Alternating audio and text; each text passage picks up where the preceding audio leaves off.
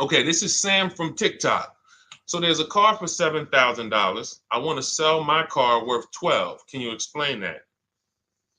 Um, well, who are you selling your car to? It's if you say it's worth 12, then all right.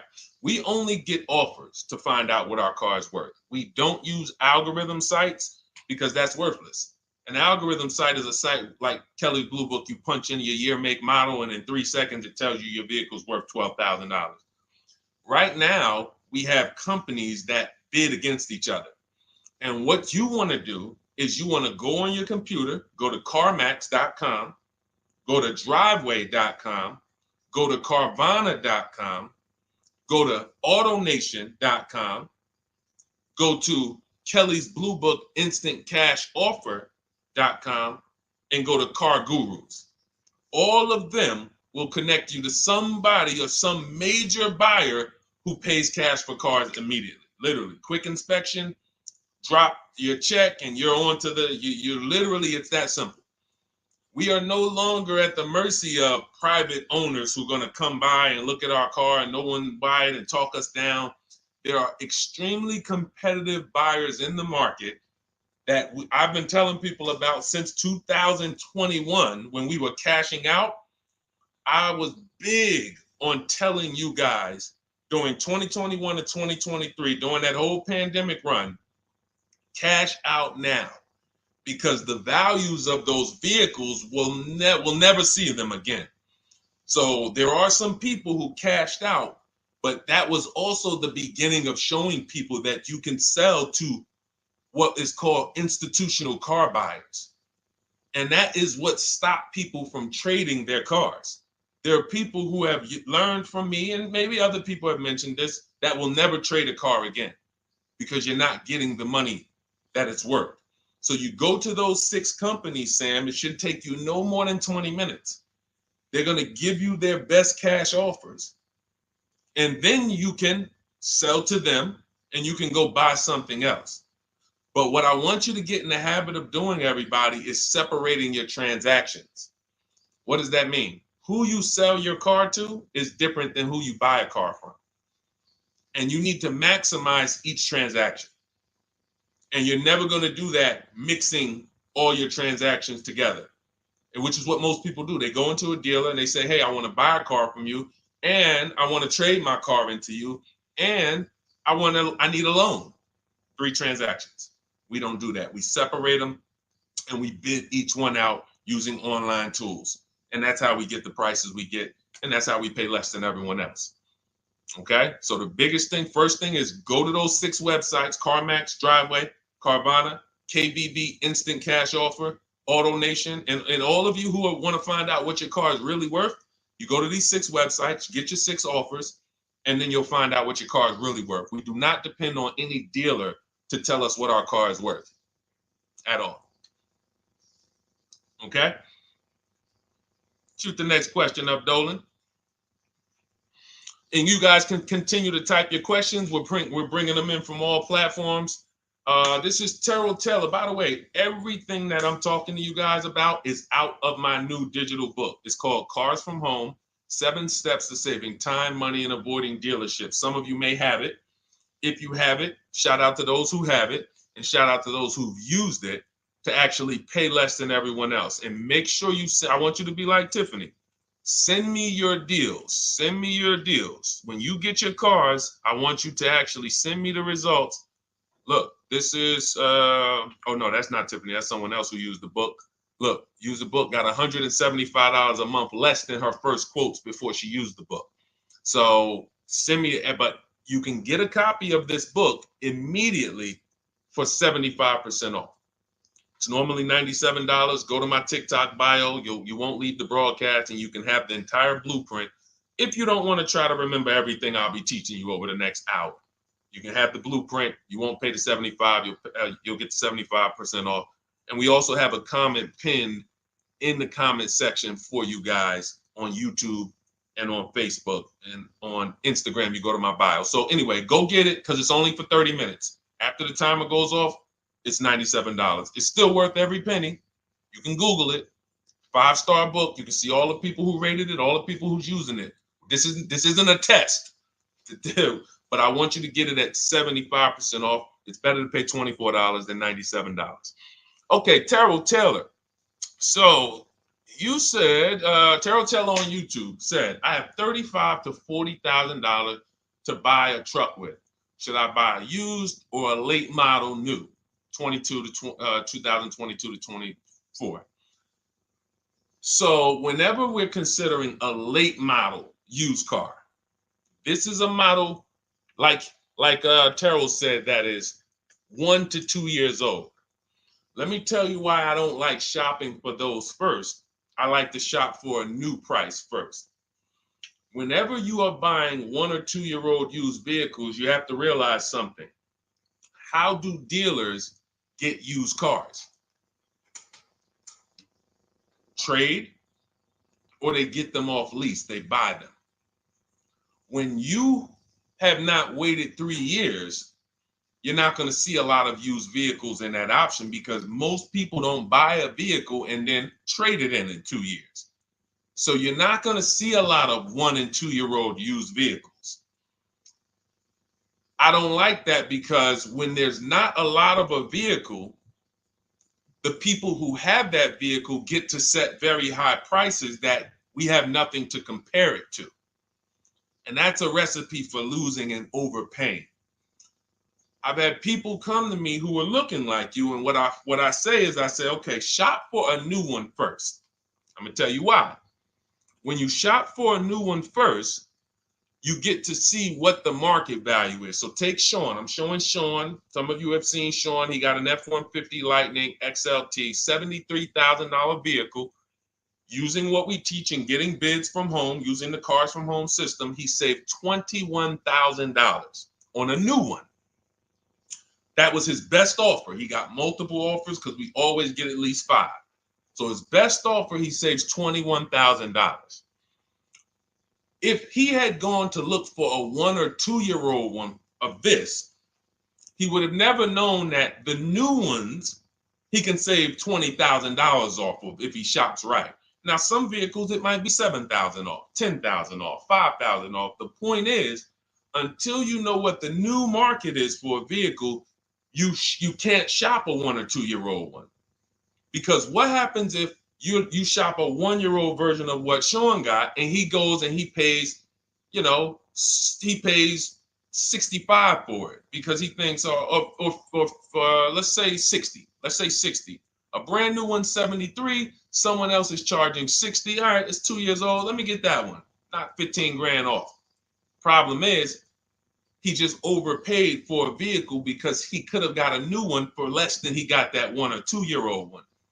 That's why the recent shoppers, anytime you guys are shopping 1 or 2 year old, you have to shop new first to find out what the market is. Now, in my book, I have my strategies for shopping new online and shopping pre-owned. It's totally different. Pre-owned, you want to go to all the marketplaces. If a vehicle's not on a marketplace, y'all, don't shop, don't look at it. What does that mean?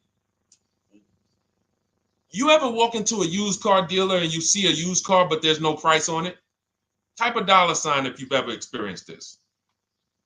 If you've ever looked at a deal, you've been in a dealership, you see they have a used car, there's no price on it. Type a $ if you've experienced that. Okay, I see you, Terrell. Okay, perfect. I see you, Don Dickey. Okay, perfect. All right, we have enough people. All right, Makeover Forever Studios. I see you. Okay, Todd, May, I see you. So this is a common thing. When you go and look at that vehicle, the most dangerous thing to do, I see you, Tony, is to negotiate on a car with no price, because they can make the price up. When a car is on a marketplace like cars.com, carfax.com, carguru.com, carvana.com, carmax.com, these are all the marketplaces we shop for used cars at once. It's like a big round robin for us. This is how I want you to shop. Now you must be competitive or no one's coming. Now, there's some people who try to pull a tactic. They'll list a car for 20. They have no intentions on selling it for 20. But they want you to come in, and then they'll charge you more, fees, makeup fees, and all of that stuff. That's why we always call beforehand. But we know the power is online. the competition is online. So when you're looking, Terrell, you're either deciding, all right, I'm either going to look for a new vehicle, find out what the market price is for the vehicle I'm looking for and how much I can save. What's my best offer? You need to get at least 5 offers. I'm telling you, it's going to be big differences. You have to prove this to yourself. Call around. If you want to do it manually, you don't have my book, do it manually, call around, speak to sales managers. You are going to see it's going to be a $5,000 to $10,000 difference minimum between all of these dealers' offers, minimum. And so then you want to look at the pre-owned options. Then you look at the pre-owned options. And the pre-owned options will tell you what the market is. And so this is only for you who are looking at recent model cars. If you're not looking at 1 or 2 year pre-owned, this doesn't matter. But those people have a little bit more budget, and that's okay. That's okay. But when you have a little bit more budget where you can look at a 1 or 2 year old pre-owned car, that means you have a little bit more money to lose if you make a bad decision.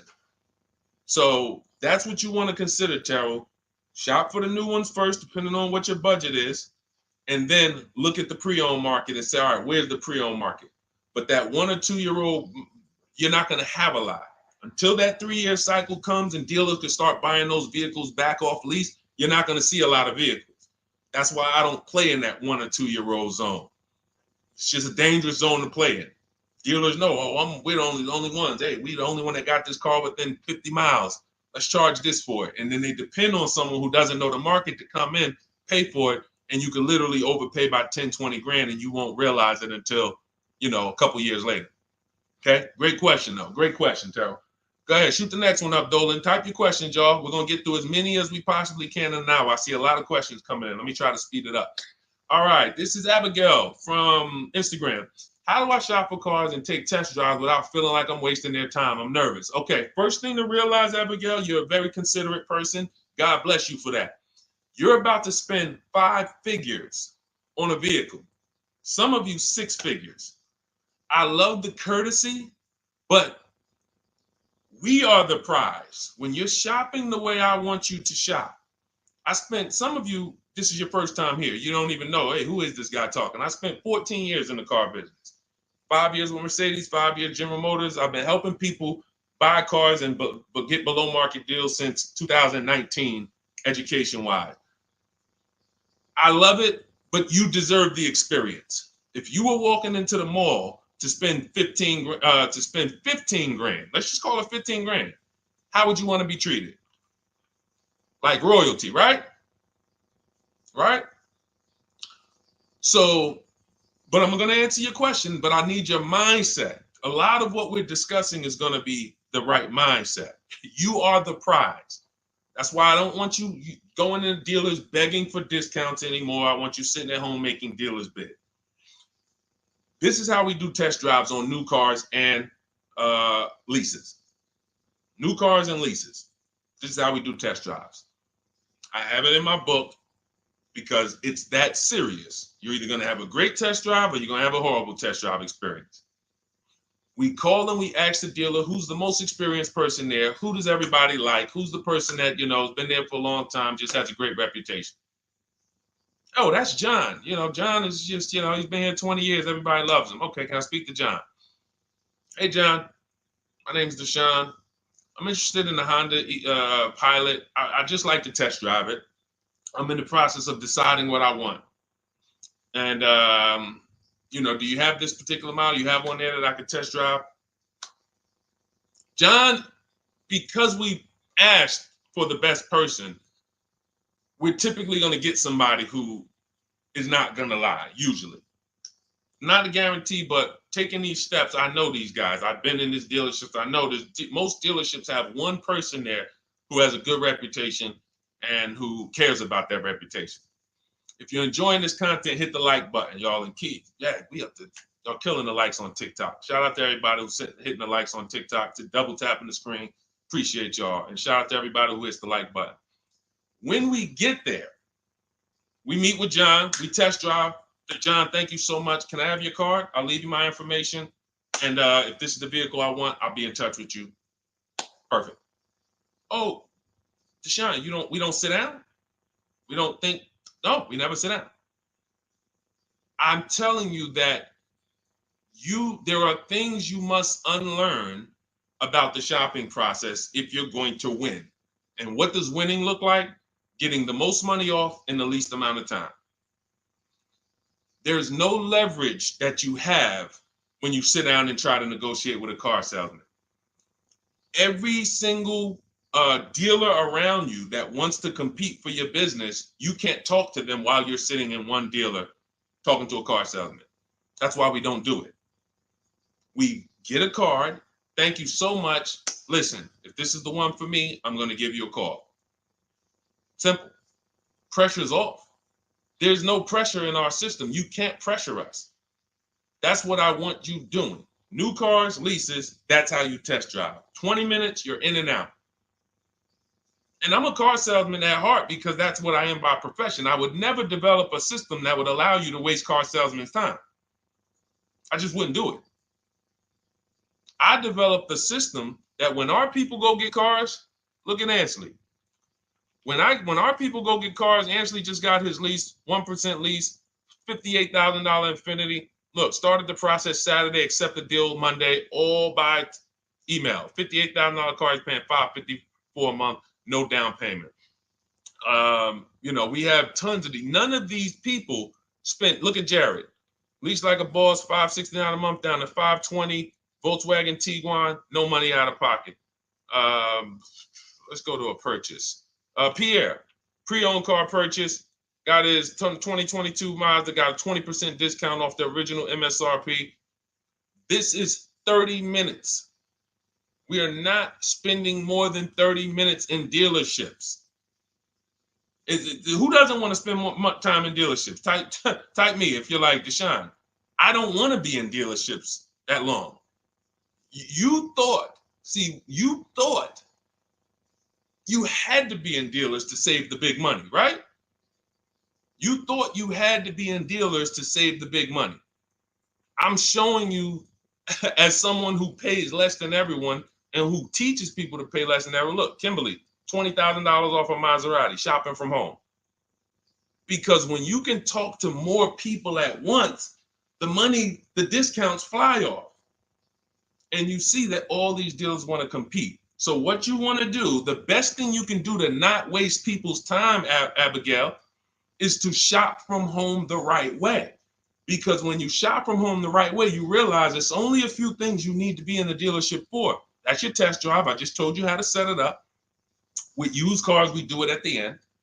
But we're only there for a second. In fact, when you go to pick up your car, they're going to tell you, thank you. This was one of the most easiest deals I ever made in my life. Because you came in, you emailed us, you knew what you wanted, you gave us the information we needed, we made you an offer, you knew what you were decisive. We have all these scripts. By the way, in my book, I have all the email scripts. You don't have to even think about what you're going to say. It's literally copy and paste, copy and paste, copy and paste, copy and paste when we're shopping for new cars and leases. With used cars, before I go to the next question, I want to hit on the used car process. Used cars, we must test drive at the end. We can't test drive used cars over here and then go and buy another used car over here. So what we do when we narrow our choices down on all these marketplaces to our top 5 favorite vehicles, we need to verify that there's no bogus fees. When I was shopping for my Infinity truck, I narrowed it down to 4 vehicles. But I'm going to tell you something that's the most, who's bought a used car in their life? Type the letter U. I need you guys to program what I'm about to say into your brain cells for the rest of your life. Type the letter U if you bought a used car or if you plan on buying a used car one day. Type the letter U. All right, I see you, Michael, Don Dickey, okay, Terrell, I see you, Blizzy, Tony, okay, Lori, I see you, Victoria. Anybody who plans on this, let me tell you how. Okay, let me tell you how. All right. See, when I'm about to reveal big stuff, I got to kind of see how I want to say it. The marketplaces that we go to look at used cars on, they're never going to tell us what a great price is. And I'm going to tell you why. The only thing that matters, let's say we're looking at 4 white Honda Accords. 4, they're all white. These are the cars we want. We've narrowed it down. We're looking at 4. They all got similar miles, and they're asking price is $20,000. The marketplace is going to tell you what they think a good deal is based on algorithms. Based on all the vehicles listed on the market, this is a good deal. This is a bad deal. Here's what matters. How much was the original price of each vehicle? Why is this the only important thing? Because if we're looking at 4 white Honda Accords, but one of them was $35,000 when it was new, one of them was $39,000 when it was new, has a sport package, some special technology. One was $31,000 when it was new, one was $29,000 when it was new. What's the best value? What's the best value? You see how we clearly just went from, wow, all of these vehicles look the same, similar price, similar asking price. But once we found out, wait a minute, this one right here was $38,000 new. This one here has the cameras in it all around and the self-driving package, and it has the same asking price, or it's maybe $1,000 more. This is what I call the true value discount. The true value discount. And let me tell you why the marketplaces will never tell you this. Because if they advertise the true value discount, someone has to be at the bottom. In other words, when you're looking at Honda Accords, if you could go right to the true value, who's giving me the biggest discount off the original MSRP? That means the car at the bottom, they might be giving you no discount off the MSRP. We saw that during the pandemic. It was people selling, who remembers people selling Toyota Camrys, 3-year-old Toyota Camrys, for the same price as they were when they were new? There was some deal, everyone wasn't. I know a couple dealers, I know a couple general managers who run dealerships who are ethical. And they said, look, I don't care what the market does. I can't sell a used vehicle for the same price it was when it was new. I'm not doing that. Because when that customer comes back in 3 years to deal with me, I'm going to have to help them again. And if I bury them in their car, then I'm not going to be able to help them. But there were plenty of people who was. The true value discount is all that matters, which means we have to know what the car was new. We have to find the Maroni label. We have to go on the Carfax. We have to go to where the window sticker is and get the original price. And then we'll clearly see, oh, that's the best used car. And no one else shops like that.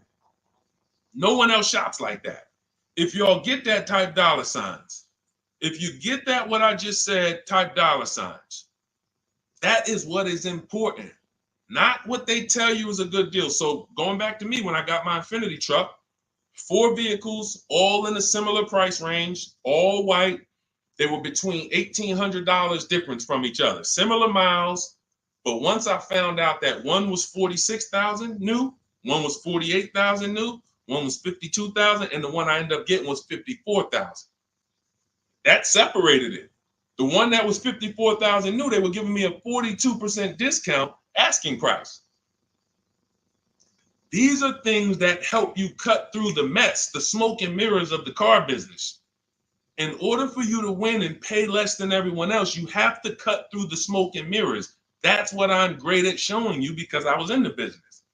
So these are the things that, again, if you say, Deshone, I need the whole blueprint. I need to give me the step-by-step. I'm leasing, used cars, high mileage, new cars. Give it to me step-by-step. That is my new digital book. It's called Cars from Home, 7 Steps to Saving Time, Money, and Avoiding Dealerships.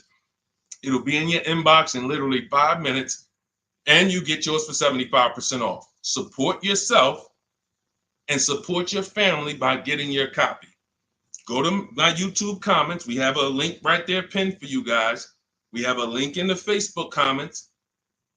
Get your book for 75% off for the next 30 minutes. You'll see a timer on the page. Now, if you're on TikTok, click that picture of me and go to that link in my TikTok bio and click the one that says 75% off to activate the 75% off link. Get your book so that you never have to wonder about this. Now, we're going to continue, but I just know as we answer more questions, some of you are going to forget that. What we just went over in the last 10 minutes, this next question, you're going to forget all of that. All right? Now, Dennis Gamister from Instagram, on a lease agreement, does the deal use the MSRP or the discounted price? So when we're shopping for leases, this is what we do. We get all our offers with, this is how we construct our offers. If you've ever looked on these commercials and you saw, well, Deshone, when I look at leases, though, it seems like, one, they limit me on miles. And then I also see that they want a bunch of money up front. You are correct. But they only limit you on miles according to the miles you told them you were going to drive. They don't pick the miles for you. We select the miles. And what ends up happening is people will, because they typically don't know how to shop, they're negotiating. They'll say, all right, well, my payment's $400. That's my budget.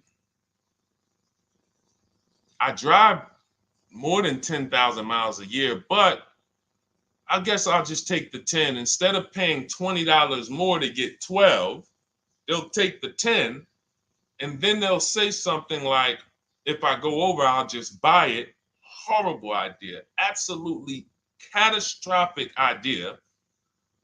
Or if I go over, they blame the lease. They literally will get the penalty, get the bill for the 6,000 extra miles that they used, and they're charging them 25 cents a mile now, and say, man, this is why I don't want to lease, because they limit me on my miles. No, they didn't.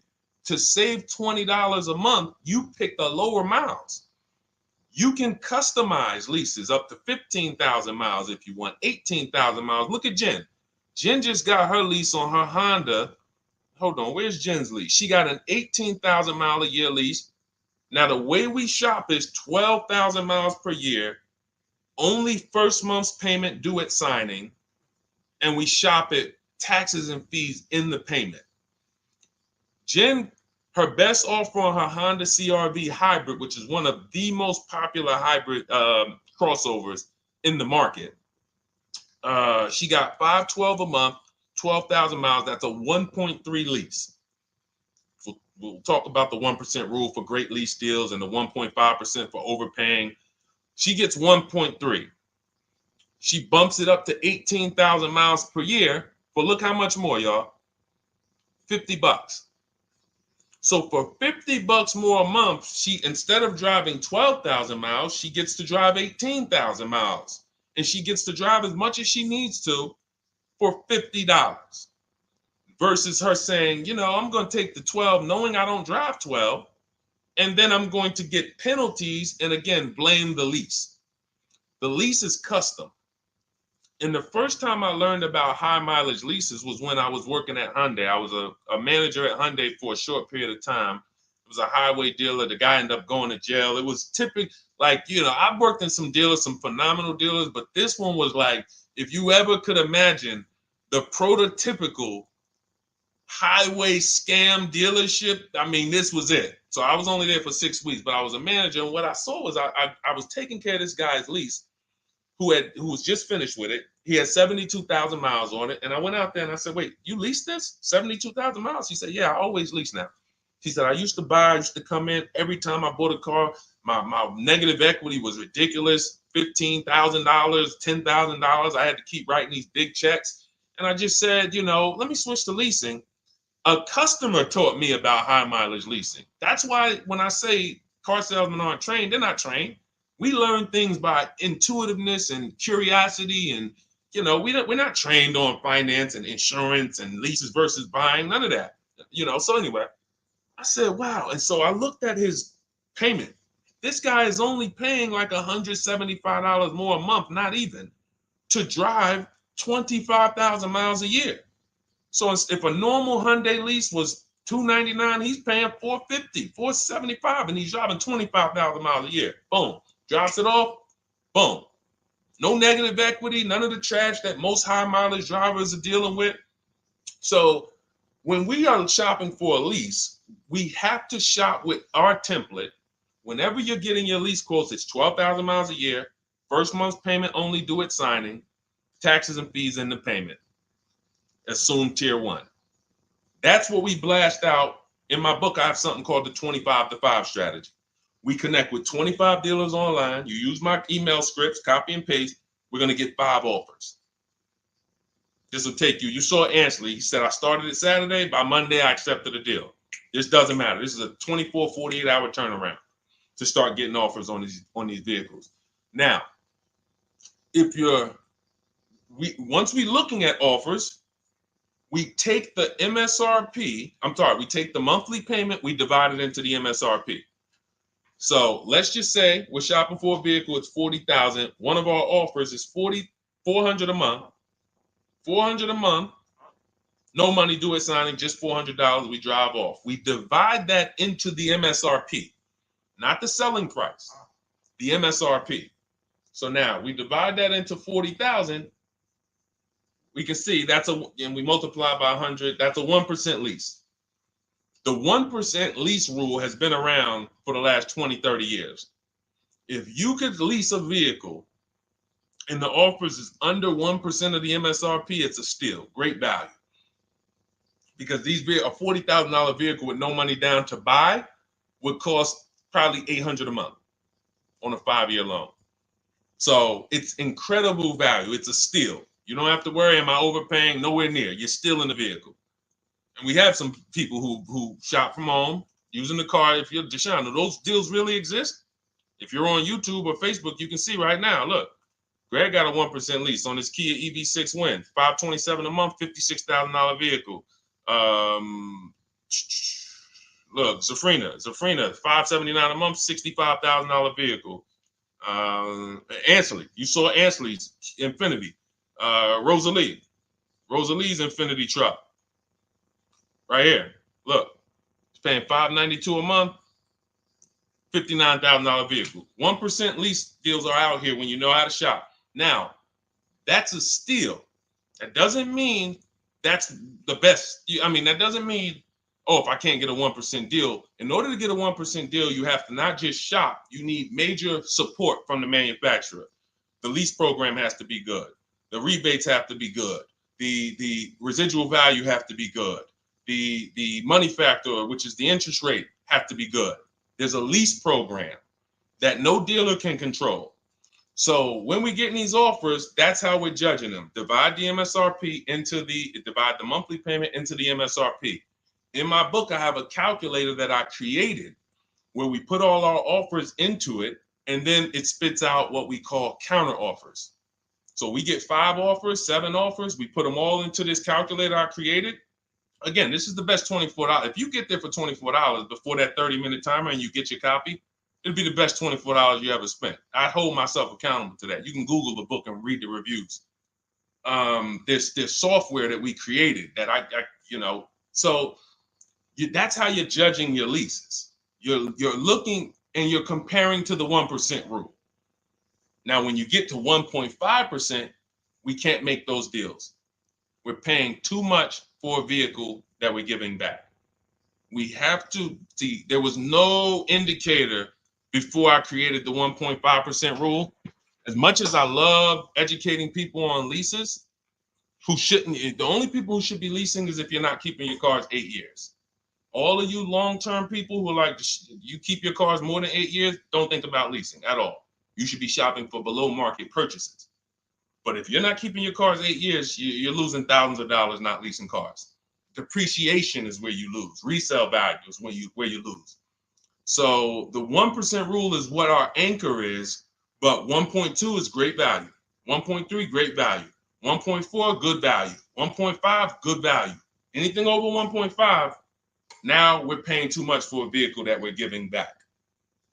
So that's how we're judging. That's how we're judging and comparing our lease offers. And with the calculators that are in my book, you can literally do this in seconds.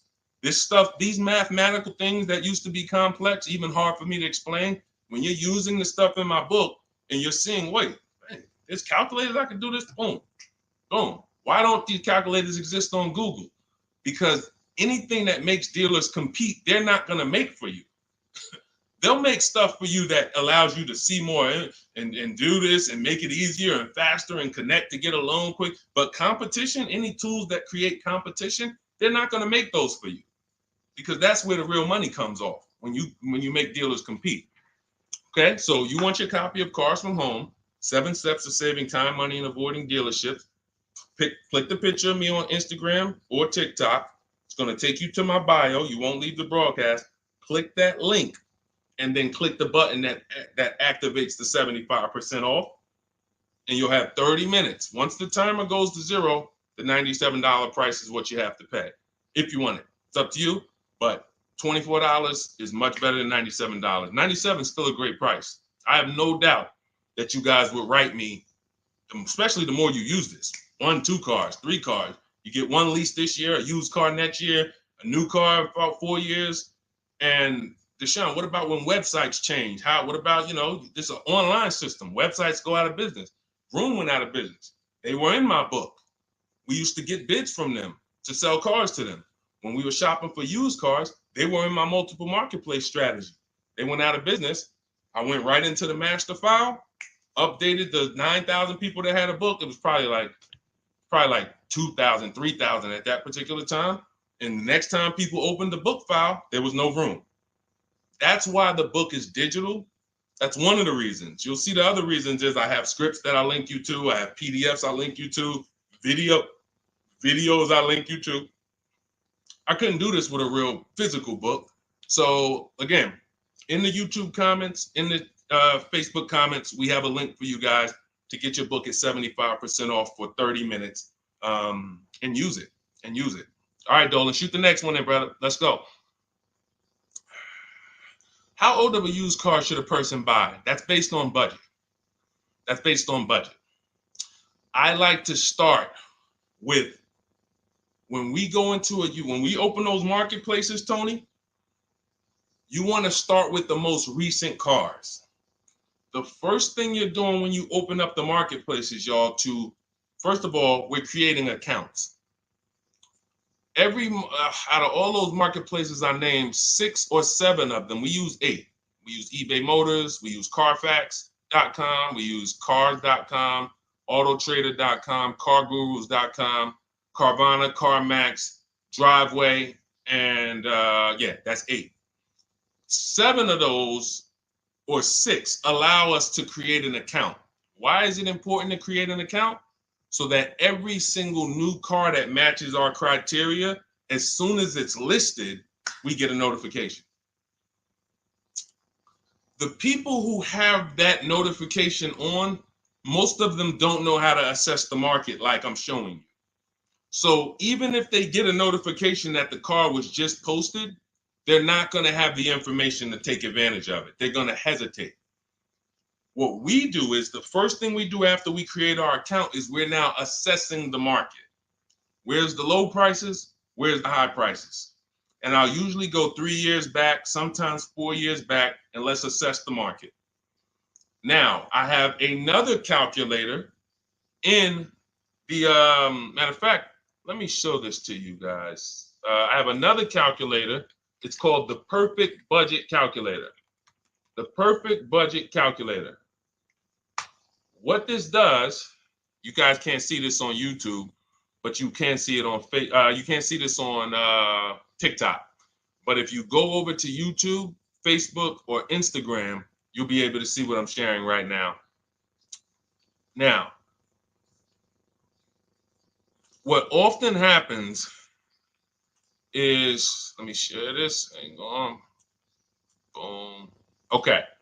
So now what often happens is, a lot of you will say, I could put down $2,000, but, if I don't have to, then I won't.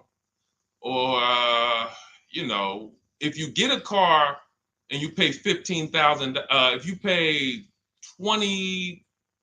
$500 a month for 5 years, that's a lower price you paid than paying $500 a month for 6 years. So ways to manipulate our budget is to shop within our budget for a shorter loan. This is all stuff where I said, okay, people don't know they need to be doing this. So let's make a tool that does it for them. And this is, you get access to this when you get your copy of Cars from Home, my book.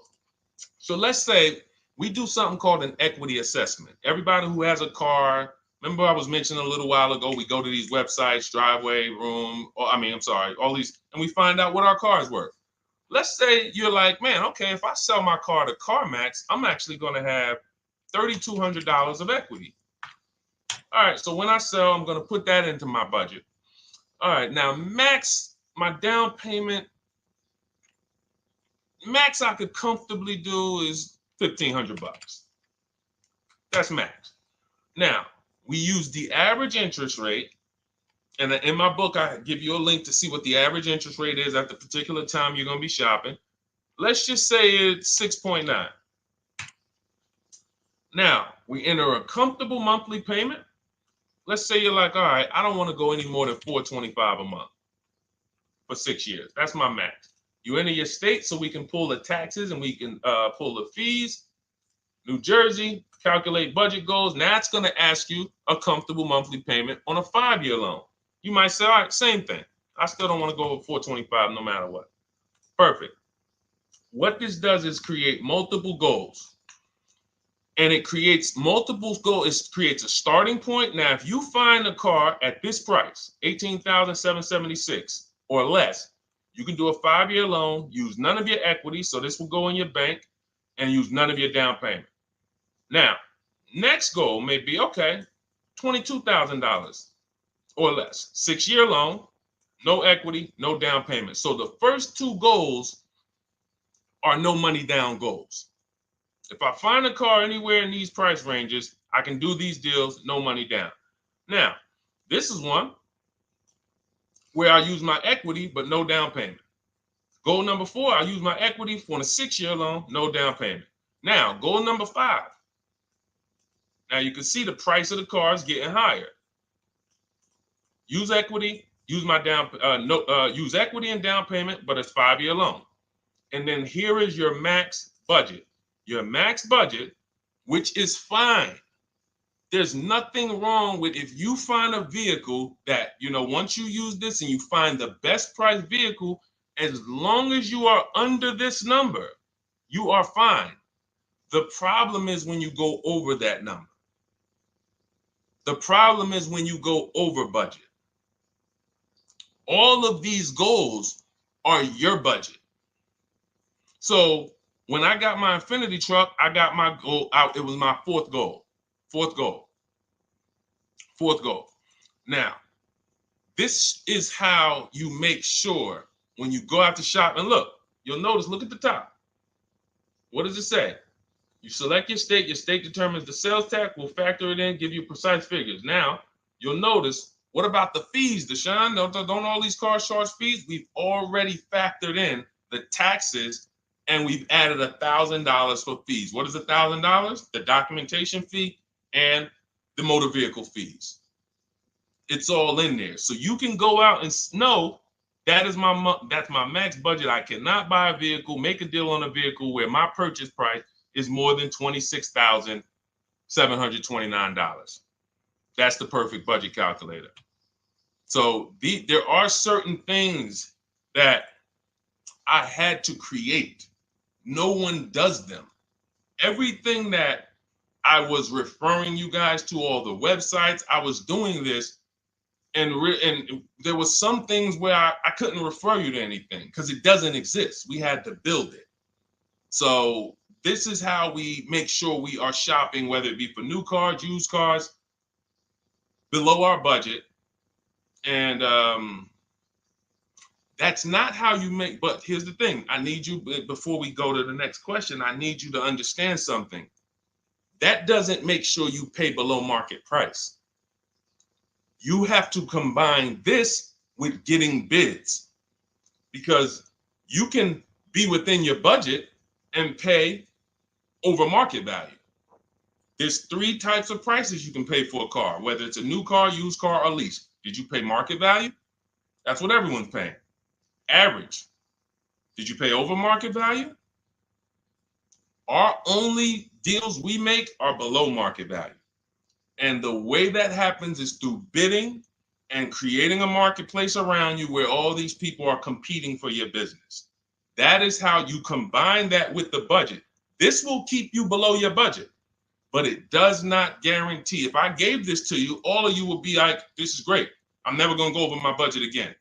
But it does not, until you combine that with getting bids for whatever you're looking for, you still run the risk of overpaying, even if you're under budget.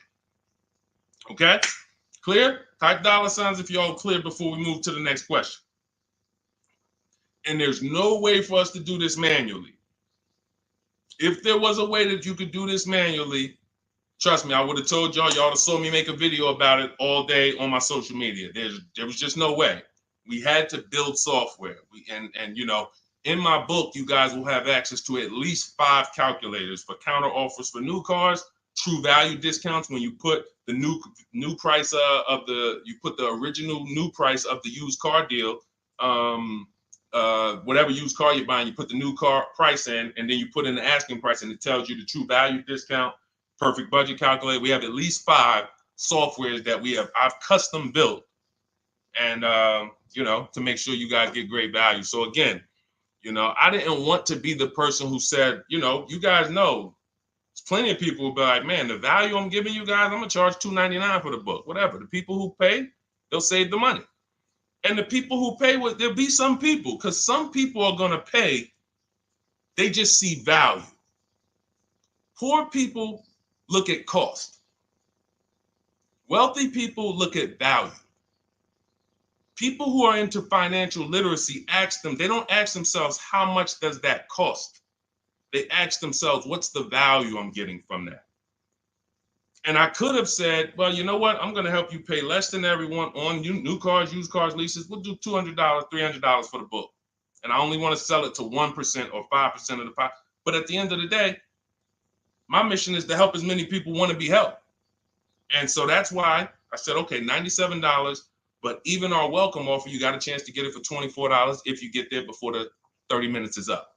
Okay? YouTube link, get your copy. And make sure you save the support email, guys. If you see it scrolling across the screen. If, for instance, you don't get your book in 5-10 minutes, it's usually because you typed your email wrong.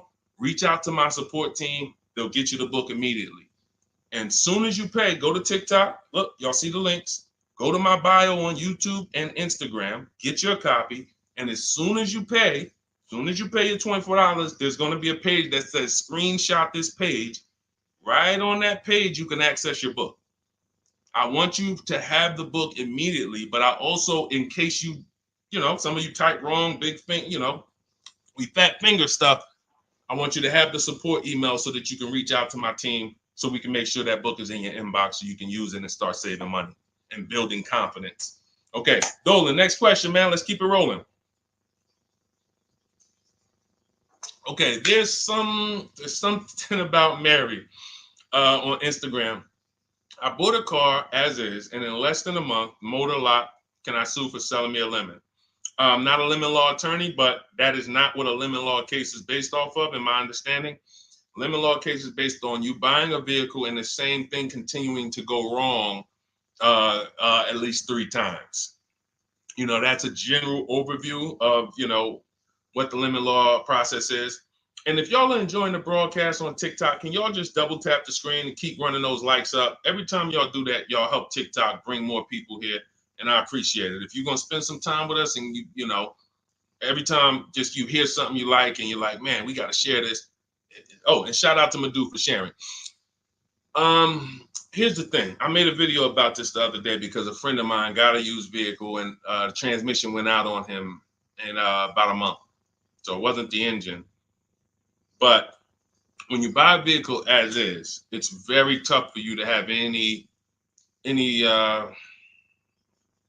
recourse, anything that you can do, because you're signing a contract that specifically says as is.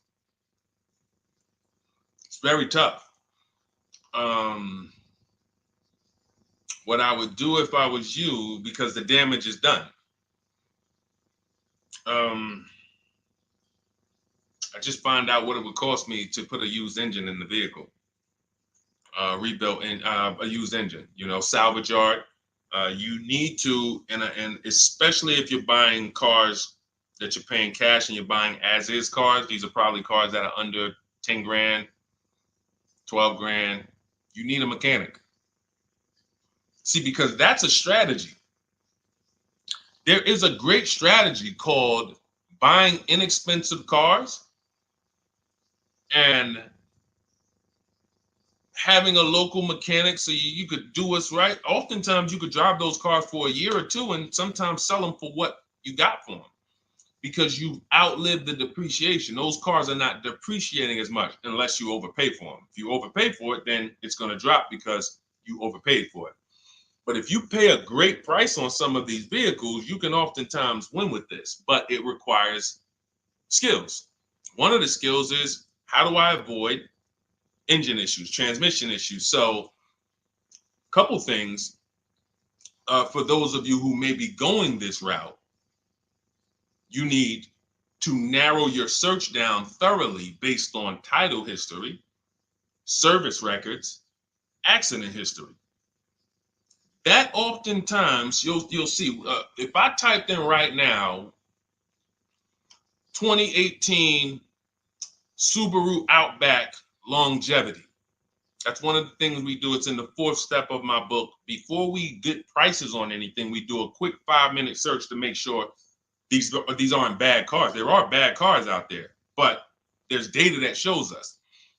If I type that in, it'll tell, okay, these vehicles are known for lasting 100,000 to 300,000 miles, depending on how they're maintained. That means you could have a quality vehicle, but if it wasn't maintained correctly by the first owner or owners, it's going to break down. The life cycle is cut short. These are preventable mistakes by simply checking Google. Now, we narrow these things down based on title history, service records, accident history. Once we do that, I don't mind buying a 10-year-old. I bought a car that was it's my around the city car. I drive it probably 200 miles a month. I bought it from a owner in South Orange. He was a 98-year-old man. He's had it for 10 years and he knew everything about it. He leased it for 3 years, then he bought it. So he's really had the car for its entire life cycle. That's what you want because you're able to look and see the service records. I don't mind. We have to take the risk off of ourselves, and the risk off of ourselves with used cars to prevent ourselves from buying these used cars that are breaking down on people and they're always in the shop and, you know, they're dying on the road and you got to keep the tow truck on speed dial. It's simply a matter of checking to see the reliability records of the car, which is easily accessible on Google, the way I just said, and then making sure the one we get was actually maintained correctly. And that's going to give us the best chance of having a great experience. These are the steps we must take. But in your particular case, there's probably, I don't think you have a case. You can certainly reach out to a lemon law attorney. I don't think you have a case at all. I think because it's buyer beware with cars. It's buyer beware. That means it's on you. If something goes wrong, it's on you. And so what I would do is I would find a local mechanic that I trust, that everyone loves in the neighborhood, and I've been there for 10 years, 20 years. And I would say, listen, can you find out what it would cost me to put another engine in this vehicle? My father did this on his GMC Envoy about 6 years ago. It was a 2008 Envoy. The engine went out on him. He put a new engine in the vehicle. One of the best $2,000 he ever spent, $2,000 or $2,500, whatever it cost him. They put a new engine in that vehicle. He still has it. He's about to sell it for about $4,000. He's had that vehicle from 2013. Think about that. A lot of people, engine goes out, they sell the car. It's worthless now, so they take the loss. Meanwhile, man, let me come up with $2,500, and I still got no car payment for the next 6 years. We don't need to be so quick to go replace our cars. If we follow these strategies, we can actually, I love to see more people doing that. Just go fix the car. But don't go to the dealership to fix it when they tell you, hey, the engine's gonna cost $10,000. And what does the dealership say, y'all? When you have these major issues and the dealership tells you the transmission is $7,000 and a new engine is $10,000, what's their suggestion? What's their suggestion when they tell you that? Because they already know you're gonna be like, yo, what the heck? I can't pay all of that. What's their suggestion? Let's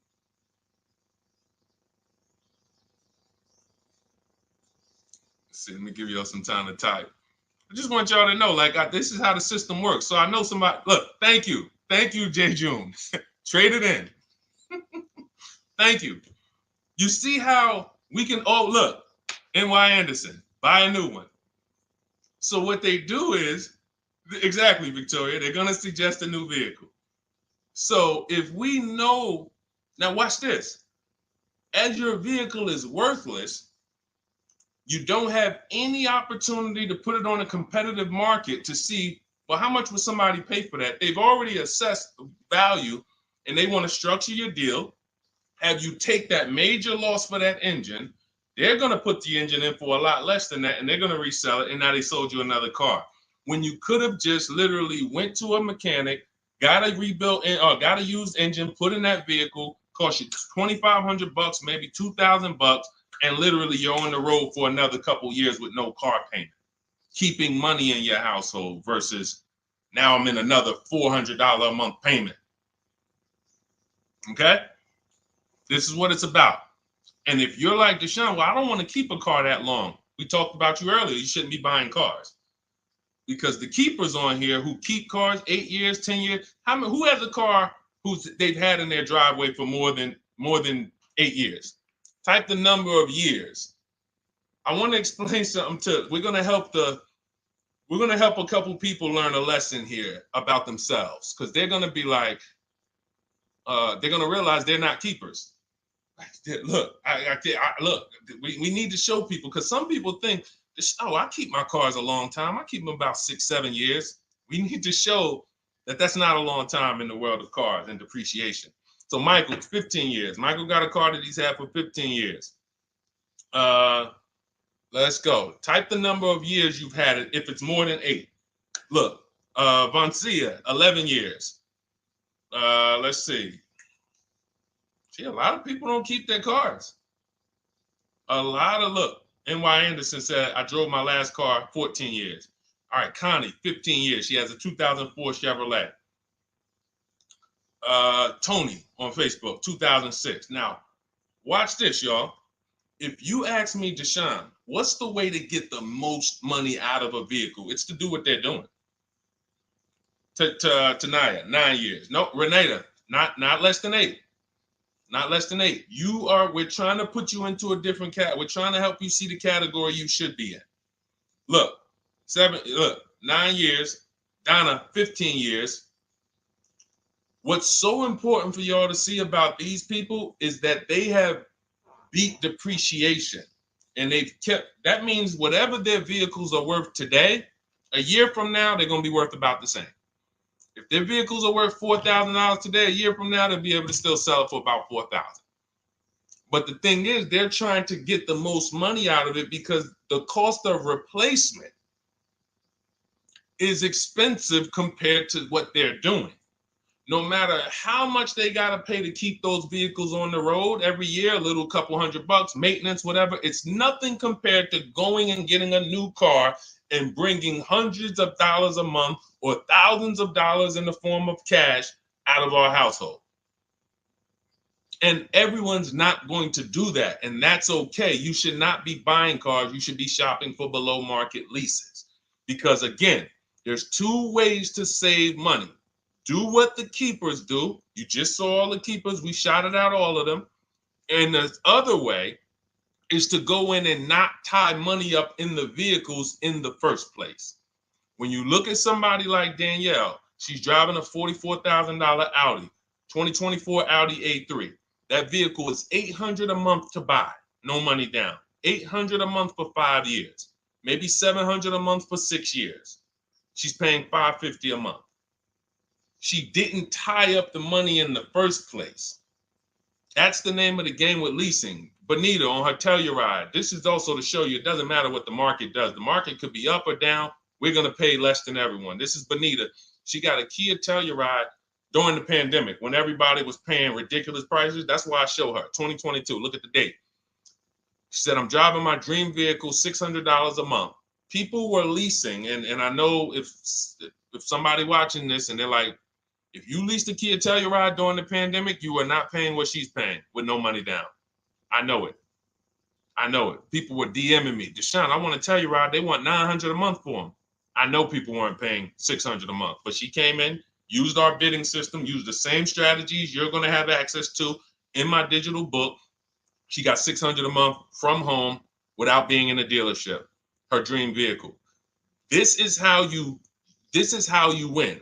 You're either going to not tie up your money in vehicles, you're going to drive new vehicles that don't have problems because they're always under warranty and you're paying cents on the dollar compared to people purchasing, or you're going to be a keeper like Michael and like Donna and like the people who said, okay, I'm keeping my vehicle this long. That's why in my book, it's 7 steps. But the first step is to ask yourself how many years you're keeping your next vehicle.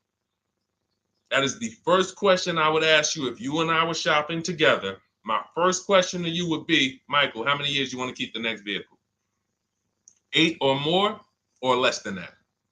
If you said to me, Deshone, I'm going to keep it at least 8. All right, let's go for the purchase. New or used, depending on budget, but we're purchasing. We need to find a below market purchase. If you said, Deshone, I'm 6 years max.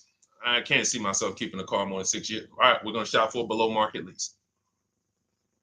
Because the money you're going to spend in a below market lease, when you get these below market lease deals, not commercial leases, not what you see on advertisements, those are ridiculous prices. We don't pay those prices. None of these people that you see, Greg, Charles on his Palisade, none of these are advertisements. They're thousands less. But when you're putting money in the cars and you're driving brand new cars, this is how it was for me when I was 22. This started for me at 22. I was working for Pontiac and I leased a brand new Pontiac G6. It was $256 a month. $256 a month. It was like a $21,000 vehicle. Same time, I had a friend of mine. She got a I don't want to say it because she might be watching this, and this is no shot at her. I didn't understand enough to teach her back then because I was new in the business. She went and she bought, let's call it a Honda Civic. Now my car was bigger because the G6 was a mid-size vehicle. The Honda Civic is a compact vehicle, but she bought it. $20,000 vehicle, 22, whatever it was at the time, paying almost $500 a month. Like that's a $500 payment. That's what it is. So my young household, I got a newborn daughter. I got a new car I'm paying $256 a month for. Same time, it's got families around me there in their 20s, but they're paying $500 a month. This is what showed me, wait, something's going on. And I never stopped. I bought a used car at that time, but since I've had 4 Infiniti leases, I've had a Jeep Grand Cherokee lease, and people always think, D, you must be paying ridiculous money. I see you get new cars every 3 years, but they don't. I'm driving $40,000 cars, $45,000 vehicles. I never paid over $400 a month. Not one of my lease payments was ever. I remember I got this Jeep Grand Cherokee, and it was a $35,000 Jeep Grand Cherokee Laredo, 2018. When I got my offers, the best offer was $330 a month. 12,000 miles per year. And that's what I was driving. If I was driving 15, I would have bumped it up to 15,000 miles per year. I got $330 a month. I went in there and I gave them $330 for that Jeep Grand Cherokee and I drove off. $35,000 vehicle. This is what I'm telling you guys. This is what is called deal structure. If your deal is not on the right foundation, if you buy, but you should have leased, you're overpaying by thousands and thousands of dollars. And you're going to have subpar vehicles with that run out of warranty, and you're going to have the same payment. You're going to have higher payments. I need you out of these two categories. I need you in one of these two categories. I'm either going to keep my vehicle long enough to beat depreciation, 8 years or more, or I'm shopping for a below market lease. I'm not going to be stuck in the middle no more, buying vehicles and then selling them while they still have a loan on them, negative equity and all of this stuff. This is paramount. Okay, the buying versus leasing thing. I need most of you to put this to bed today. And I think I'm one of the only people that goes into buying versus leasing by the numbers. It's not opinion based. It's not, oh, I think you should lease if you're depending on the car here. It doesn't matter the car. Doesn't matter the car. You can see Teddy's, let's show Teddy's luxury. Teddy got a BMW. Doesn't matter. He wasn't going to keep it 10 years. Look, goes on a BMW 2024 i4 M50. It's a $73,000 vehicle, $856 a month.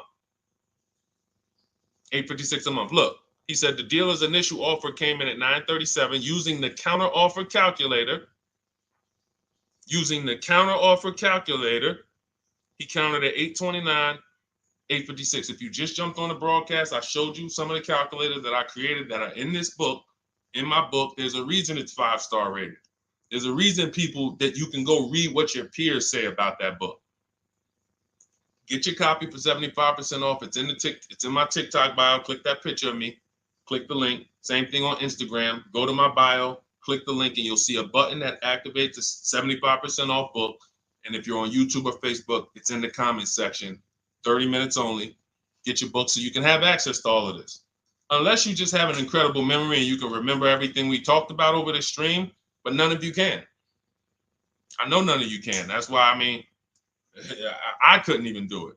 It's just too much. We're talking about used car strategies, new car strategies, lease strategies. You guys, you're not going to remember all of that. But anyway, let's go. All right, I think we got time for a few more. Go ahead, Dolan. Keep it rolling.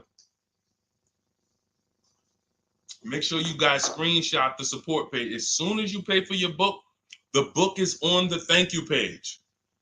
Remember that. I don't want you, I send you the book 2 ways. As soon as you pay, it says access your link below, open it. You can click it and save it right to your phone or computer right then and there. If you do not save it right then and there, make sure you screenshot the support page or use the support email that's scrolling through the screen. This is not for questions. Do not send me general car questions here. I don't answer questions by email. That is strictly for those of you who have your book and you're like, or you paid for the book and you're like, okay, where is it? It's usually because the email was wrong. That's okay. Hit that support email so that my team could send you the link out so that you can have your book today and start digging into it and using it. Even if you're not shopping right now, you can still map a plan out. Go ahead, Dolan, shoot the next question up.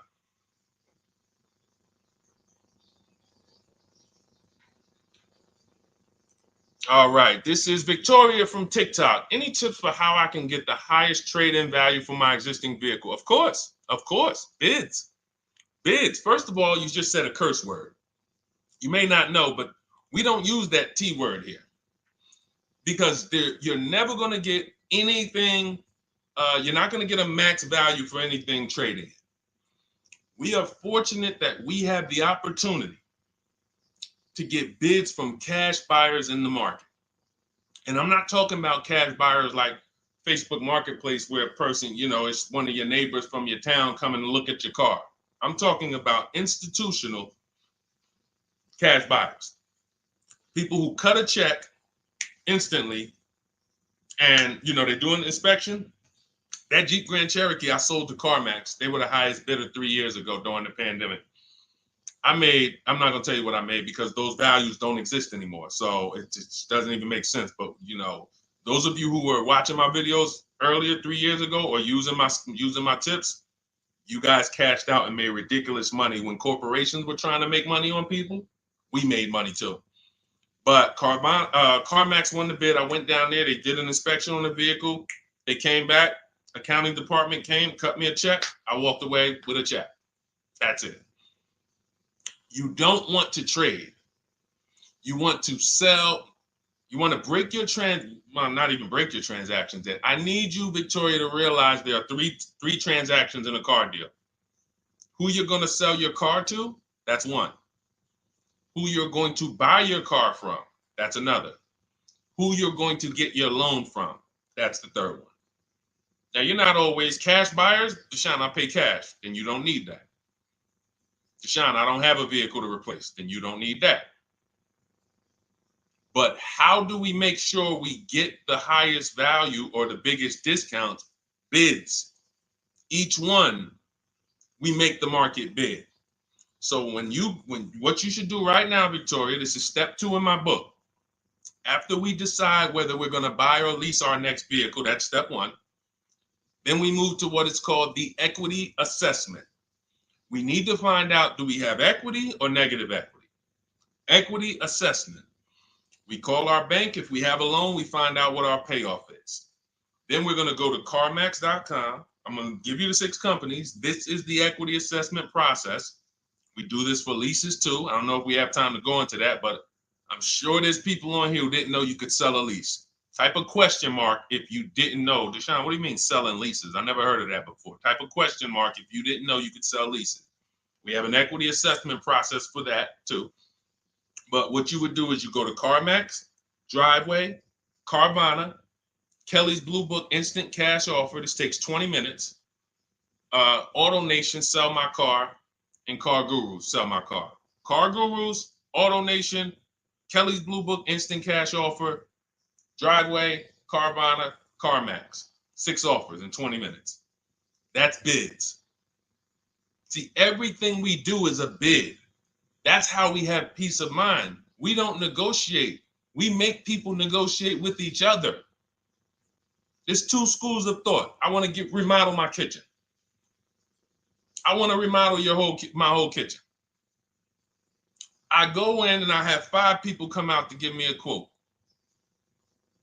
One of them comes in and I start negotiating with them. Hey, you got to take less. Hey, you got to take less. You got to take less. I don't know if it's a good price or not. But when I come in, the first person comes in, I say, hey, okay, great. Is this your best offer? I'm having a couple other people come by. Oh, okay. Okay, thanks a lot. Next offer? Oh, next offer? Oh, well, listen, look, I could beat that. Oh, I'll give you another 5,000 off. They're competing against each other. When someone knows you are shopping their competition, you're making them compete with each other. They're negotiating with each other, not with you. That's a bar. Type of exclamation point if you got that. When people know you're making them compete with their competition, they're negotiating with their competition, not with you. That's the power of bidding. That's why we got grandmothers and single mothers that can come in and do this. That's why we got people who can come in and do this. You know, how are people getting these prices? Not negotiating, because they're making people negotiate with each other to earn their business. They're making banks negotiate with each other to earn their business. It's a beautiful thing. Banks and dealerships depend on you not making them compete. They want to negotiate with you and try to make you imagine and make you think, well, that's the bottom. That's the bottom. And you think that's the bottom, but that's only their bottom. Their competition's bottom is different. Their competition's best interest rate is different. Their competition's best discount is different. And why is what we do so easy? Because we're right here in our houses. That's why our entire system, our company, my book, our mindset is called Cars from Home. Cars from Home. It encompasses everything we do. Cars from Home. So that's what you do, Victoria. First thing you do is you go to those 6 websites, get your 6 cash offers, and that's going to be higher than any dealer you would ever consider trading the car to. Guaranteed. And this also allows us to eliminate the fake emails we get. All of this stuff is computer generated. I know you guys get these emails. Hey, Deuce, great news. We need your 2016 Kia Optima. We have a customer looking for it. We'll pay you $2,000 over MSRP. Who's gotten those emails? We'll pay you $2,000 over Kelly's Blue Book. Who's gotten those emails? Deuce, the list is CarMax, Carvana, KBB Instant Cash Offer, Driveway, Auto Nation, and Car Gurus. Car Gurus. That's step 2 in my book, the equity assessment process. This is stuff we do before we start shopping. Decide whether we buy or lease is step 1. That's going to put our deal on the right foundation. Step 2 is the equity assessment. Everything we do is a path. It's a clear, easy path. Okay, so yeah, I forgot the question that I just asked, but let's go. I could already tell. See, I could tell when I'm winding down because y'all could tell stuff will start blurring to me. That's why I'm like, see, and if that happens to me, I know it happens to you. Like that's why I'm like, listen, grab your copy of Cars from Home. It's a digital book. You'll have it in your inbox in minutes. It has it's continued updates. I probably updated that book 5 times since we originally launched it. Added calculators to it. Those weren't in it originally. I've added the calculators. I'm committed to making stuff better without being like imagine this. Oh, well, you bought volume 1 of Cars from Home, but I just put a new tool in, guys. Now you're going to get volume 2. And now every time a website changes, you got to get volume 2 and volume 3. And 5 years from now, you're getting volume 9 each time. It's like, no, literally one-time cost. And I can't tell you if that'll be around forever. I can't tell you that. I can't tell you 3 years from now, I'm going to be giving free updates of the book. I don't know. But I know today, that's what it is. Everyone who gets their book, you get free updates as I update the book. Because there's value in that. There's value. I can send an email out to people every 3 years and ask them, hey, did you enjoy the book? They're going to say, hey, yeah. Well, here's the thing. My new version is this. There's value in that. It could just be $24. They're already a believer. Someone who used the book's already a believer. So they'd be like, yo, the new version, oh, I'm about to shop again. $24. I'll pay it again. It's the best money I ever spent. But for now, I'm not doing that. Those of you who have the book, you will get free updates, and we'll keep you on the list to make sure you always get free updates of the book. So your link for 75% off is in the YouTube comments. It's only good for 30 minutes. It's in the Facebook comments, and it's in my Instagram and TikTok bios. Click those links in my bio. Click the button that says 75% off my new book. Get there before the $97, before it goes back up to $97. And make sure you save the support email, guys. Screenshot the support email. It's scrolling across the bottom of the screen. If that book is not in your inbox in 5 minutes, I want you to email my support team. Make sure you check your spam. And I also want you to, as soon as you purchase, you'll see, I say, hey, access your book below. So there's a link where you can click, open it up, get your book immediately if you want to download it, but I also email you a copy. But make sure you save the support email just in case. And again, that email is not for questions. Okay, it's not for car shopping questions, nothing like that. That's only to make sure you get your book.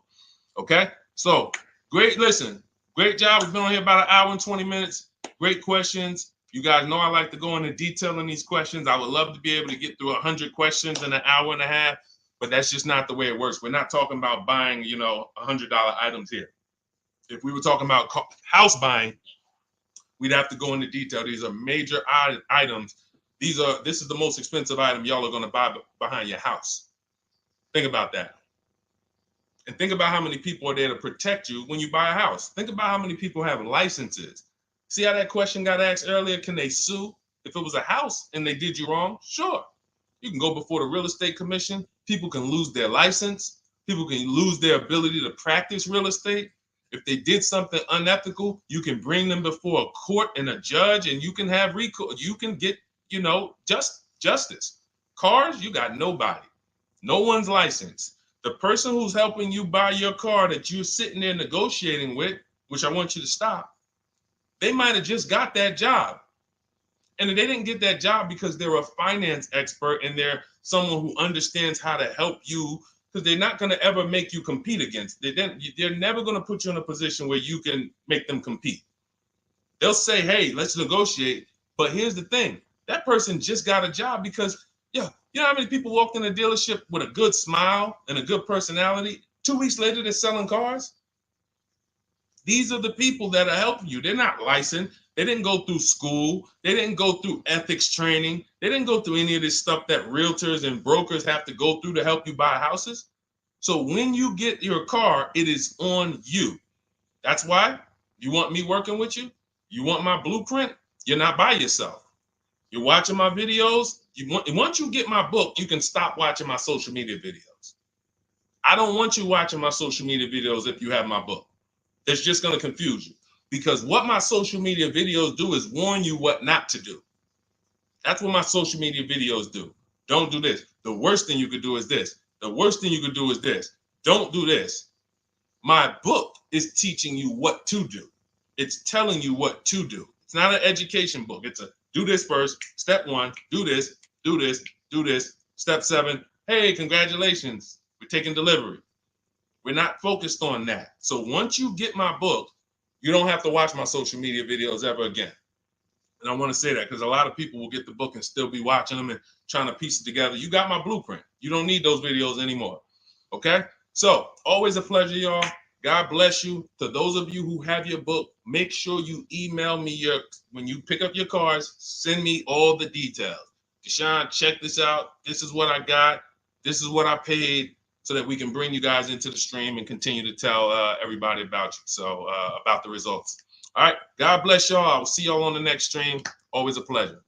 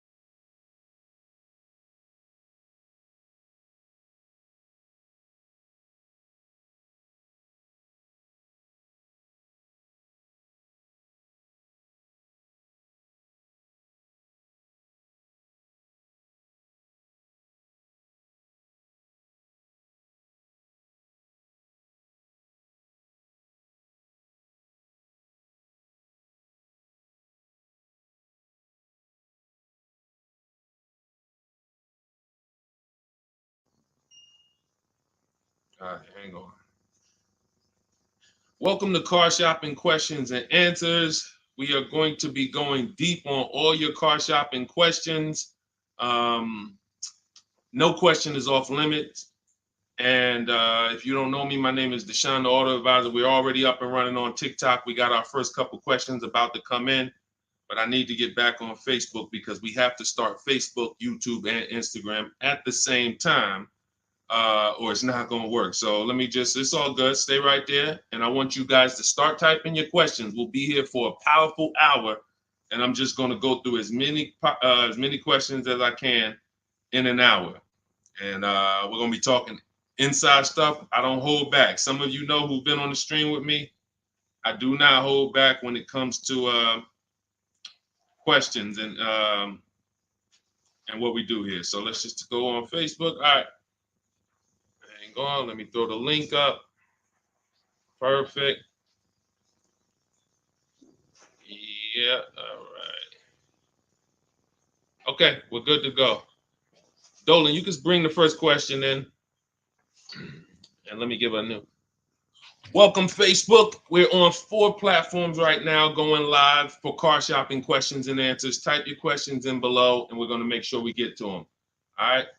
It's not easy getting 4 platforms live at the same time. And we have 2 TikTok channels that we're live on at the same time. So everything we'll be talking about is out of my new digital book, Cars from Home, 7 Steps to Saving Time, Money, and Avoiding Dealerships. I have a special link for you to get a copy at 75% off in my TikTok bio, in my Instagram bio, or in the YouTube or Facebook comments for the next 30 minutes.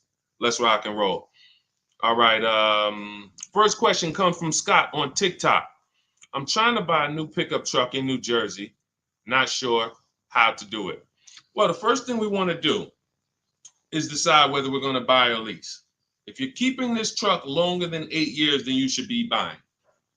Once you decide whether you're going to buy or lease, and that's how you're going to avoid depreciation. Like you could save a ton of money on this truck, but if you trade that truck in 3 years, 4 years, you're going to lose a lot and you're going to just be buried because you're losing too much over the first 5 to 7 years of the truck's life cycle. So if you're like Deshone, I'm keeping it more than 8 years, no need for me to think about leasing, all good. Now we're going to move to what we call the equity assessment. Do you have any vehicle that you own right now that you need to replace? Because there's a word that we don't use here. Some of you know who've been on the stream with us for a while. What's the word we do not use? Starts with a T. There's a word here. See, so, and I'm moving you through this process. So Scott, I want you to see this is a process. It's not we don't wing it here. So there's a word we don't use. You already decide whether you're going to buy or lease. Let's see. Does anybody know? We might have a lot of new people on here today. Thank you, Brenda. Trade in. Brenda got it. We don't trade in vehicles. Because again, when we start talking about getting all the money on our car deals, we got to realize something. We got to get all the money from each transaction. That means the car we have right now, if we don't get the most money for that, we lost money. The loan we may be getting, if we don't get the lowest interest rate, we lost money. And the car we're buying, if we don't get the best price, we lost money. So what we do is the equity assessment. Let me know if you have a vehicle you're going to be replacing. We would make sure we go online, we go to bidders, and we find out the highest bid we can get on our vehicles. Takes us 20 minutes. 6 major websites: CarMax, Driveway, Carvana, Kelly's Blue Book, Instant Cash Offer, Car Gurus, and AutoNation. These are people who are fighting tooth and nail every day to buy cars. So we get bids from them. Now, let's move in. Let's say you don't have a car to replace. Now, what do we do? Well, let's look at how we're going to pay for this truck. Are we going to, let me turn on airplane mode to make sure I don't get any interruptions. All right. How are we going to pay for this truck?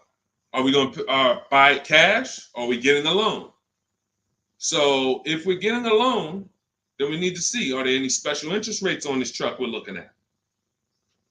If there's 0%, if there's 1.99%, that eliminates us from needing to shop for a loan. That's called a subvented interest rate. No one's beating it. So when you guys see like Honda, if a vehicle you're shopping for has a 2.99% interest rate, 1.99, that eliminates us shopping. But there's one parameter we must look at in the fine print. What's the term? Is it for 3 years? Is it for 5 years? If they give us 0% for 3 years, a lot of people can't afford that payment. Interest is great. There's no interest. It's free money. But you got to be able to afford the payment based on the term. Then we move into looking at, is this a quality truck? It's a very important step. Let me tell you what happened. People used to buy Range Rover. When I worked at Mercedes, we had a Range Rover dealer right next door. People come and get a great deal on a Range Rover, come in, feel like, okay, I won. That truck's in the shop every 90 days. Every 3 months, lights going off, it's on a flatbed. We had people going in that dealership, literally. Maserati had a couple models, same thing. But there are domestic models too. There are import models. There are Japanese models too that have issues.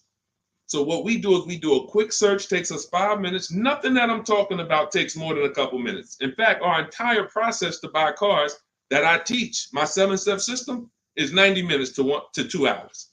You can get the best, you can get below market deals on any vehicle in no more than 2 hours. So, but we can't get a below market deal and then find out we bought a bad vehicle. That means we lost.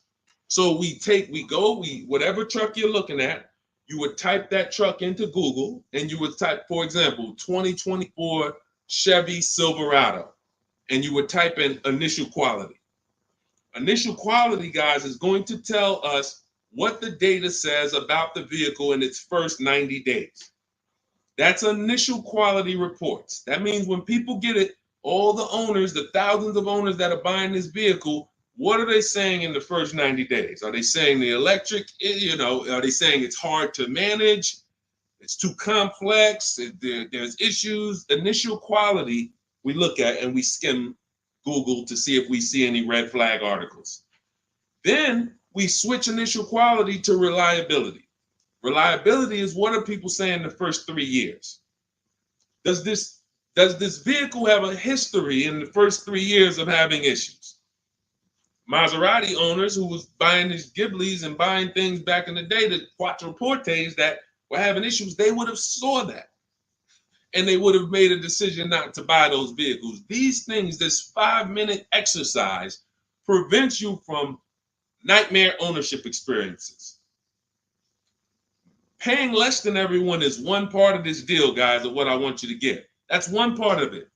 Getting a quality vehicle is the other side. And you can't have one without the other. Great price, not a quality vehicle, we lost. Quality vehicle, we paid market value or above market value, we lost. So we need to get both. So then once we find out, okay, the vehicle I'm looking for, it has great marks, there's no red flags, now we move into getting offers. And very simple, we get offers right from home. That's why everything I teach is called Cars from Home. Cars from Home. It's a mindset and it's also a process. We sit down here and we contact dealers online. I have something in my book called the 25 to 5 strategy. That means we're connecting with 25 dealers in 20 minutes and we're going to get 5 offers. It is important that you must get 5 offers because 4 of them are going to be overpriced. I can guarantee you that. Right now I've worked with 2,200 people personally around the country, and we have about 9,000, approaching 10,000 people that have my digital book Cars from Home in their hand in the last 4 months. So when we look at the data, not to mention I shop myself, you know what I'm saying? I've used this. I know you may think every dealer has the same price. They're all different. They're all different. That's why your best deal, and pay attention to what I'm about to say. In fact, hit the share button if you're locked in. Share this with one friend because one friend might be out there shopping right now, overpaying. All right. Oftentimes, the dealers that are the closest to you are not going to give you the best offer because they think they own you. I'm going to say that again. When a dealer sees your zip code come in, when I was in the dealer, we used to get we call them leads. Anyone that sells, you know the term leads. When we see that the zip code is a zip code that is right here, 5 minutes away, 10 minutes away, 20 minutes away, there's a mindset there that this person is not going to shop. So they're not going to give you your best offer in many cases. What you're going to get is an overpriced offer, and you won't see it until you learn to speak to dealers that are a little further away from you. Now, if you're doing it my way, you're using my book, you get your copy for 75% off. You won't pay the $97 price. I have email scripts in there. We don't talk. You use these email scripts when you're buying new cars and leases. We have a different process for used cars, but we still don't talk. You have to, and what's happening is you're going to see that sometimes the offers that come from 45 minutes away, an hour away, are your best offer because they're trying to take business from their competition. Some of these smaller dealers as well who don't have the foot traffic, they're not getting 100 people coming in on a weekend. They have to depend on strategically winning business. They're using the internet to reach out and connect with people that are far away from them, and they're beating their competition. But if you're programmed to go right into your local dealer, you're never going to get their prices. Type a $sign if y'all are following. Type a $sign if you're following what I'm saying right now. Type a $sign if you're locked in right now. Type a $sign if you care about your money and you're like, you know what? We're going to unlearn all the things that we were programmed to do. I'm going to tell you here's how we know we were programmed. And if I wasn't in the car business, I'd be just like y'all. That's why it's my mission to teach. You know how we know we were programmed? We never learned to buy cars. We were indoctrinated in a way of buying cars. We didn't consciously make a decision, approached it and said, this is how I'm going to buy cars. We were indoctrinated into how people buy cars, and that's what makes the dealer principals in these dealer groups, Fortune 500 companies that trade on Wall Street and make billions of dollars, because they have a predictable way that they serve the customer. It's not for the customer's benefit, it's for profit. So when you start doing this, and Scott, I just gave you the first 5 steps of our process. When you start doing this, you're going to see that the same people who you thought really liked you, Charlie down at the dealership that he sold cars to you, your parents. When you start making Charlie compete, you're going to see Charlie wasn't really for you. You're going to see that. The same person who, man, we always bought cars from him, but when you start making them compete, things change. Things change dramatically. And that's going to reveal to you, oh man, Charlie, how long you been overcharging me then? How long? See, because one dealer's best offer is not another dealer's best offer. So it's not like Charlie's lying. When he says to you, hey, listen, Ashley, listen, Miss Whittington, I can't do any better than this. This is our best offer. He may not be lying, especially, you shouldn't be there, but we do this, we never talk numbers in a dealership. But once they say that's our best offer, that's their best offer. When you hear from another dealer online, it's a different best offer. Another dealer online, it's a different best offer. And then you start saying to yourself, okay, I just need to find a dealer whose best offer is the lowest among everybody. But we can't stick with one dealer, because you'll never see how much you're overpaying by dealing with one dealer. So that's the process, Scott. That's the start. If you embrace that mindset, you're going to win every time. My 2 favorite words are multiple offers. You want to protect yourself from overpaying on anything. I don't care if you're getting your house renovated, multiple offers. Those of you who's not a good negotiator. Before we go to the next question, because I see we got a lot more questions coming in, keep typing them, and Dolan's going to pull in the next one. Before we go to the next question, who's not a good negotiator? Type me. Not a good negotiator. I know we got some negotiators on here. We got a good amount of people, but who's not? You just don't like it. You're either not good at it. You don't like confrontation. It's just not your thing. Who'll be honest and let us know. It's not your thing. Okay, I see you, Brenda. Okay. All right, I see you, Tony. Okay. I see you. Let's go. Okay, we got a bunch of negotiators. Okay, I see you, Michelle. Okay, they're coming in now. Okay. Multiple offers is, you never have to be a great negotiator. If you embrace multiple offers, you never need to be a great negotiator, because what happens when you start getting multiple offers, you're not negotiating with the person trying to sell you something. You're making them negotiate with the other people trying to sell you stuff.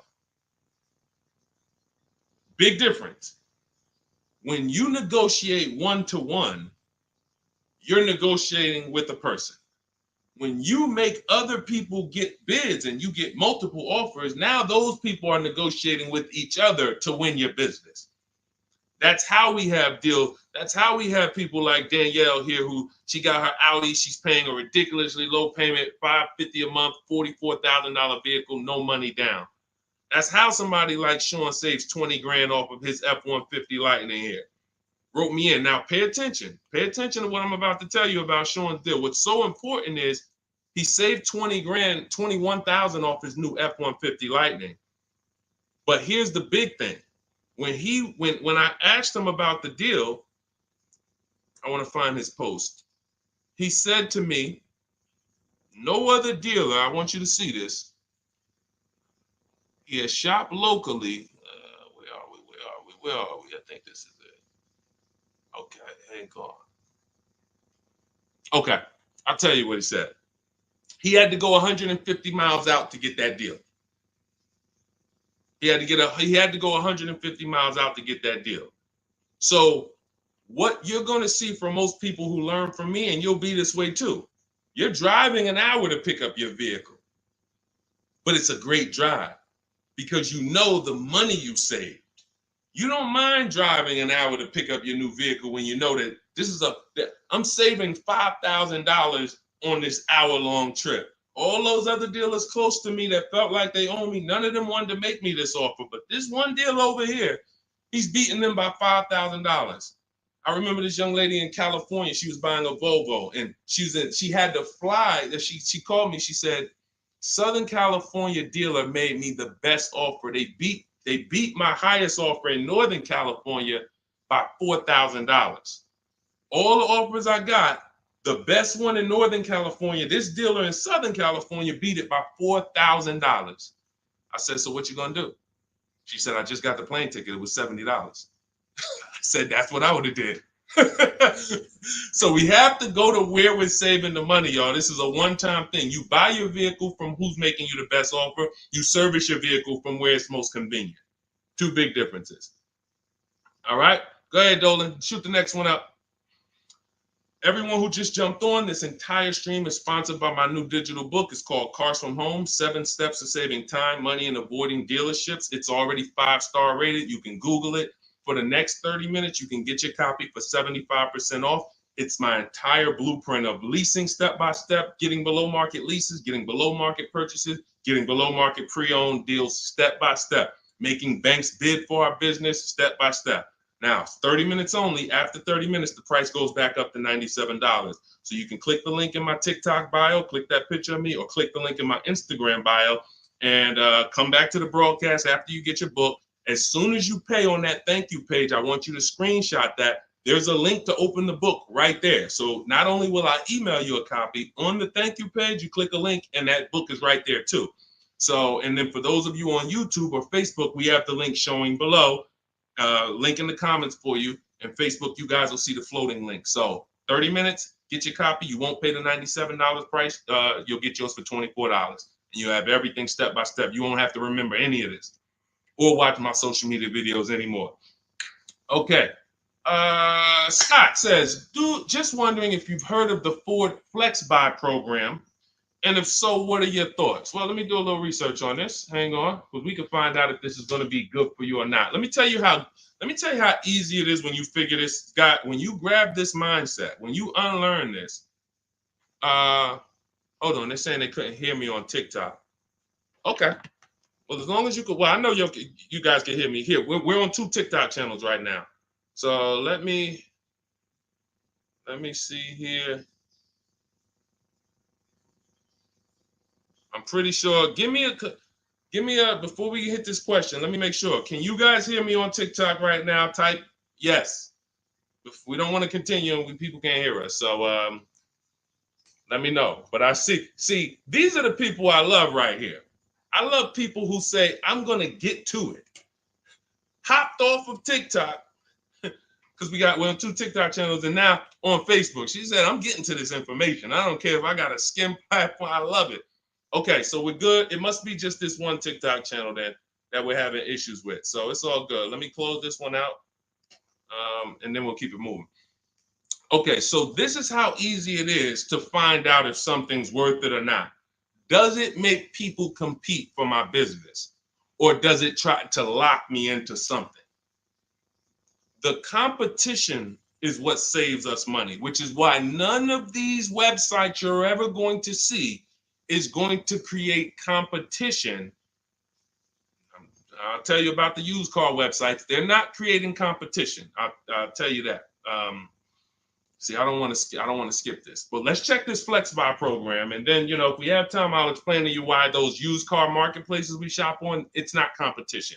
They're trying to sell you on variety. But let's check the Flex Buy program and let's see how this works. Okay, so what is Flex Buy? Flex Buy is a unique payment plan for qualified buyers. Ford Flex Buy program payments start out lower, gradually get higher after 36 months.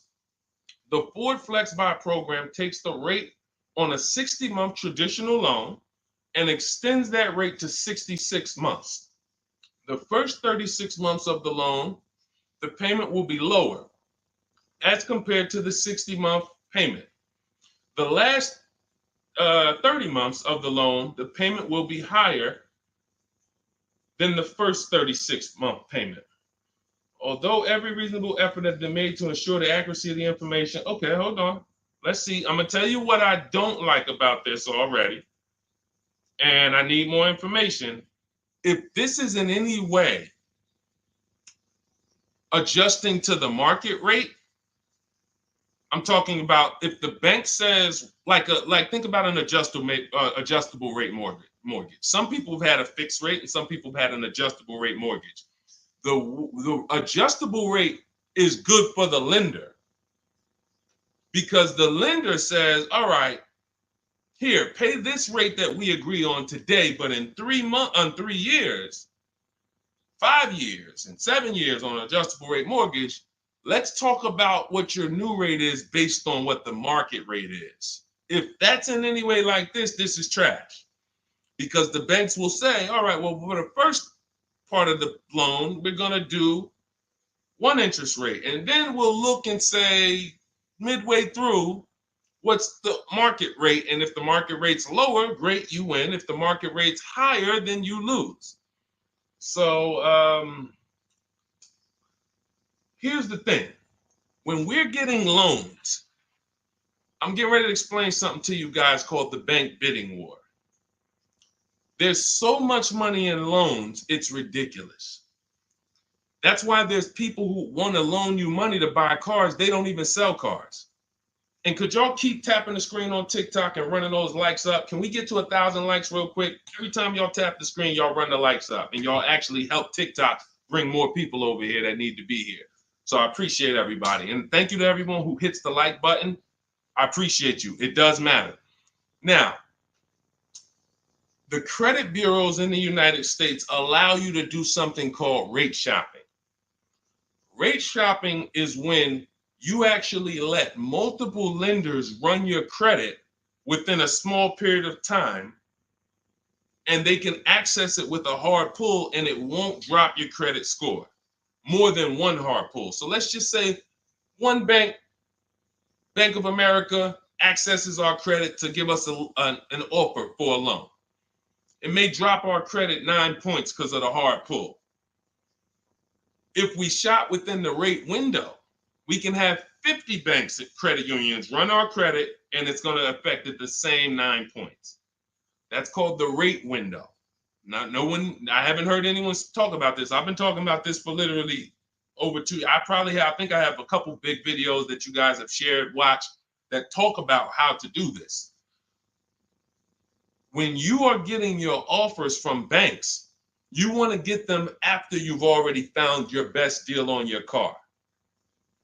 Because once you get your best deal on your car, you have everything you need now to go to the bank or go online, call the bank and get an offer. Who's had a bank tell them when they call for some type of offer, the bank tells you, well, we need you to have a car first. Who's had that happen? You call and you're coming and you're shopping you're trying to get a pre-approval or something like that, and the bank tells you, well, we need what car are you buying? We need the car details. Well, that doesn't really make sense, right? I'm trying to get the offer so I could go get the car. But in the case of how we do it, we find our best deal on a car, then we come home and we let multiple banks and credit unions fight it out. Fight it out. Because I guarantee if this Flex Buy program doesn't allow you to shop for your rate and compare whatever rate they're going to offer to whatever rate you're going to get, you're going to lose with that program. And all they want you to do is see that, hey, well, we're going to give you flexible payments. They're trying to hook in people who just like, hey, that sounds good. Not realizing, well, if you just got a rate got an interest rate that was 2 points lower, your payment would be $40 less a month. So interest rate shopping, guys, is extremely important. That's why when you get my book, I give you what's called the Bank Bidding War Blueprint. This is for you guys that are financing. I haven't added that to my book yet because I haven't had a chance to go in and restructure it. Every time I update the book, every time I come up with a new idea or a new website comes up, I update the book. I don't charge you for that. So websites go out of business. Vroom went out of business earlier this year. Websites go out of business. I'm not going to charge you for each time something changes because we use an online program. But what I did was when you get your book, you get the book, Cars from Home, and then you get the Bank Bidding War Blueprint. All this is the strategies we use to make banks and credit unions bid. I need you guys making people bid for your own sake, for your confidence, for your empowerment, for your experience. You're going to feel like I'm the prize. I'm spending $50,000 here. Why the heck am I begging people to sell me a car? Who's ever felt like they're begging people? Come on, can you take off another 1,000? Come on, can you drop it by $50 a month? Come on. You're begging people. Meanwhile, this is a 5-figure transaction. So when you flip the tables like we've been doing, like all of the people, if you're on Instagram or if you're on YouTube, you can see all of these people. You can see Zafrina, you can see Jared. Look at all these deals. People posting their numbers. Teddy, Rosalie. How does Rosalie get a 65? How much is this vehicle? How much? How does Rosalie get a $60,000 vehicle at $592 a month with no money down? How does she lease that vehicle at $592 when the same daggone Infinity advertisements we see say, hey, come put $5,000 down plus tax and you can pay that price? She did it with no money down. How? Bids. Okay? Bids. All right. Scott, if the program doesn't make people bid, it's no good.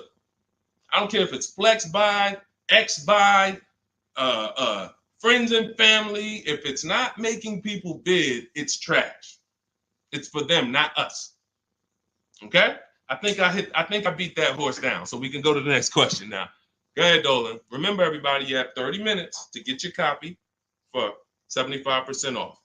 Make sure you save my support email just in case you type your email wrong. Sometimes the book doesn't end up in your inbox. Just hit support, send them an email. My team works 7 days a week. Hey, didn't get my book. They'll get your copy. We want the book in your inbox. We want you using it immediately. All right. This is Lorraine. Celine. Thank you. I followed you in your advice on shopping for a used car, and I bought a 2007 Honda Accord at a great price. Thank you for your knowledge and advice. Amen. Congratulations. Enjoy it. Honda's a great vehicle. If you took the steps and made sure you were getting a good one, title, service records, accident history, a great Honda Accord is incredible. Even some of these vehicles, guys, long-term owners, some of you long-term owners, you need to understand which vehicles have the best longevity records. And Honda Accord is one of them. Congratulations, Lorraine. Enjoy it. God bless you. Go ahead, Dolan. Next one. Buying a Porsche Cayenne Coupe. Need help. Okay, well, you sound almost like Scott. We started with the process. How many years are you keeping the car? If I could find my, oh man, I don't have time to find it right now. I know why. There's a young lady who came. I want to tell you something how important deal structure is. Who was taught never to lease a car? I want you to be honest. Type me if you were taught never to lease a car. If everyone who's willing to be honest, again, it may sound like some of the things that I'm talking about is bad news first. That's because it is. I have to give you the bad news first, and then we get to the good news. All right. So now I see some misconceptions coming out already. I see Wanda. Okay. I see Black F22. He said you never own it. I want you to understand something about what you just said. If you're a person who keeps that car 8+ years, then you can own it. I'm going to tell you why. Cars depreciate like this. Cars drop in value like this. This is the scale. That's why you buy a car today for $40,000. 5 years later, it's worth $18,000 or $15,000. You're losing value. People care about this. You know who cares about this more than anyone? You guys, you know who cares about this more than anyone? Banks. Banks. Banks don't want to own things that do this. Now look, Black is coming with a lot of stuff right now. Let's talk to Black. And let's talk to the people like Black, because Black is somebody who will tell you never lease a car. He just said you're basically renting it. You never own it. Now let's get to the point. I want to show everyone on here. Thank you, Black. I'm glad you're here because we're getting ready to use this as an opportunity to prove a point. let me take let's look at Ansley's deal he just got leasing. And we'll talk about mileage. You can build lease mileage up to 30,000 miles per year. So it doesn't matter. First thing people think, well, leasing, they limit you. No, you pick your mileage on a lease. You choose the mileage. I've had people who lease 30,000 miles a year, 25,000 miles a year, 18,000 miles a year. You pick the mileage. Now, whether you drive or whether you lease or buy, this is what your vehicle is doing. You're losing money day by day. So when you go and you buy a vehicle, you're losing money day by day. The reason I created the 8-year rule is for you to understand that at some point, you stop losing value day by day. You lose less value. This is what we call beating depreciation. It comes with long-term ownership. But let's look at Ansley's deal so that we can put this leasing versus buying to bed and show you how many of you have overpaid by thousands and thousands and thousands of dollars that you can't get back listening to people who tell you leasing is renting and all of these horrible financial terms. Let's go to the numbers. So Ansley gets a 2024 Infiniti truck. It's a $58,000 truck. If you're watching on Instagram or YouTube, you can see this. It's a $58,000 truck. Guys, some of you know because you've seen some stuff, every $5,000 on a loan is how much per month? Every $5,000 we borrow on a loan, 5 years, is about how much per month?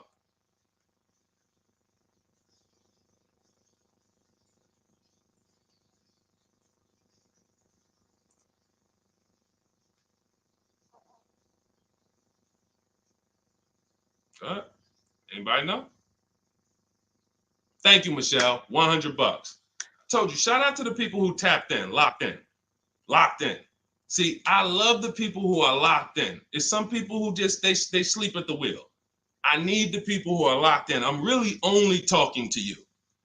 Now, that means this vehicle that Ashley went in to get, his $58,000 vehicle, if he would have just said, all right, I want to buy it because I was taught leasing is renting, how much is it going to cost me a month? No money down. Let's figure, we're going to compare apples to apples. No money down, because when you put money down into the deal, that confuses you. That actually makes you think you got a better deal than you really did. When you evaluate deals with no money going into them, it's easy to see where the best value is. Now, Ashley would have been paying $1,200 a month for 5 years. $58,000, that's not even full tax. Let's just round the tax to 60. Let's just say $1,200 a month. But Deshone, what if he got a good discount? Okay, I'll give you one better. Let's go extra conservative and let's play that game. Let's pretend that he's using my strategies and he found out a way to save a huge amount of money off this brand new Infiniti. He's getting bids, he's using my strategy, but he's not leasing because he's been programmed not to lease. So he's not leasing, but he's going to get bids. Now he saves $10,000 off the price of this brand new vehicle. $10,000. So instead of financing 60, he's financing 50. What's his payment, everybody? What's his payment? We just said every 5,000 bucks is $100 a month. $50,000 vehicle. What's his payment? $1,000 a month. $1,000 a month. Okay. Now that's with a super discount. That's with a discount that's like anybody would be happy to save 10 grand. I'm proving the point here that you cannot get a good deal if you buy, but you should have leased. You lost. Big time. Now watch this. He's leasing and his payment is $554 a month. So now somebody like Black, somebody like Miggy over here that agrees with Black, they pull up in their Infiniti truck, right? And they pull up next to you. And y'all are both driving the exact same truck. And you look at them and you're like, hey, man, we got the same truck. Now they're going to say something to you like, yeah, you know, man, it's expensive though, man. It costs to drive this, right? And you're going to look at them and be like, oh, how much you paying? You know, I did a no money down deal. So I know I did all right. I did no money down, but I'm paying $1,000 per month for this. Oh, really? I did no money down too, but I'm paying $554. Wait, you? Yeah. Oh, yeah. I lease this. I drive it for 3 years, then I give it back. Oh, yeah, but I own this. I'm gonna own this in 5 years at $1,000 a month. This mine right here. Okay. All right. Listen. God bless you. Have a good enjoy, man. Enjoy. Now let's go one more scenario. Let's go to the person who says, Deshone, I don't buy you. I don't buy new though. I only buy used. Cool. Let's say you pull up in your new lease that you just got. And again, everyone shouldn't be leasing. That's why step 1 in my book is called the 8-year rule. It's the 8-year rule. If you are keeping vehicles at least 8 years, don't worry about leasing. You're going to beat depreciation. All of that money you're going to pay to own, all $1,000, all these high payments you're going to pay to own, all this cash that has to come out of your pocket to own, out of your bank account to own, it'll be worth it in the long run. At least 8 years though. And the longer the better. 10, 12, 15, you really want. But less than 8, losing big time. So let's say a person says, oh, I'm going to get a used version. So they find a 3-year-old Infiniti truck just like this, but so instead of paying $60 for it, let's say they find one for $30. Let's give them a good price, good mileage. They think, oh, I'm good. What's their payment, everybody? What's the payment? Come on, stay by the keyboard. I need y'all quick because we're teaching something here to people like Black. They might not get it. I pray that they do, but they might not get it. But the people who are locked in financially, the people who understand financial literacy are going to get this. If every $5,000 is $100 a month and they buy a pre-owned version for 30 grand, what's their payment? Thank you, Michelle. 600. 600.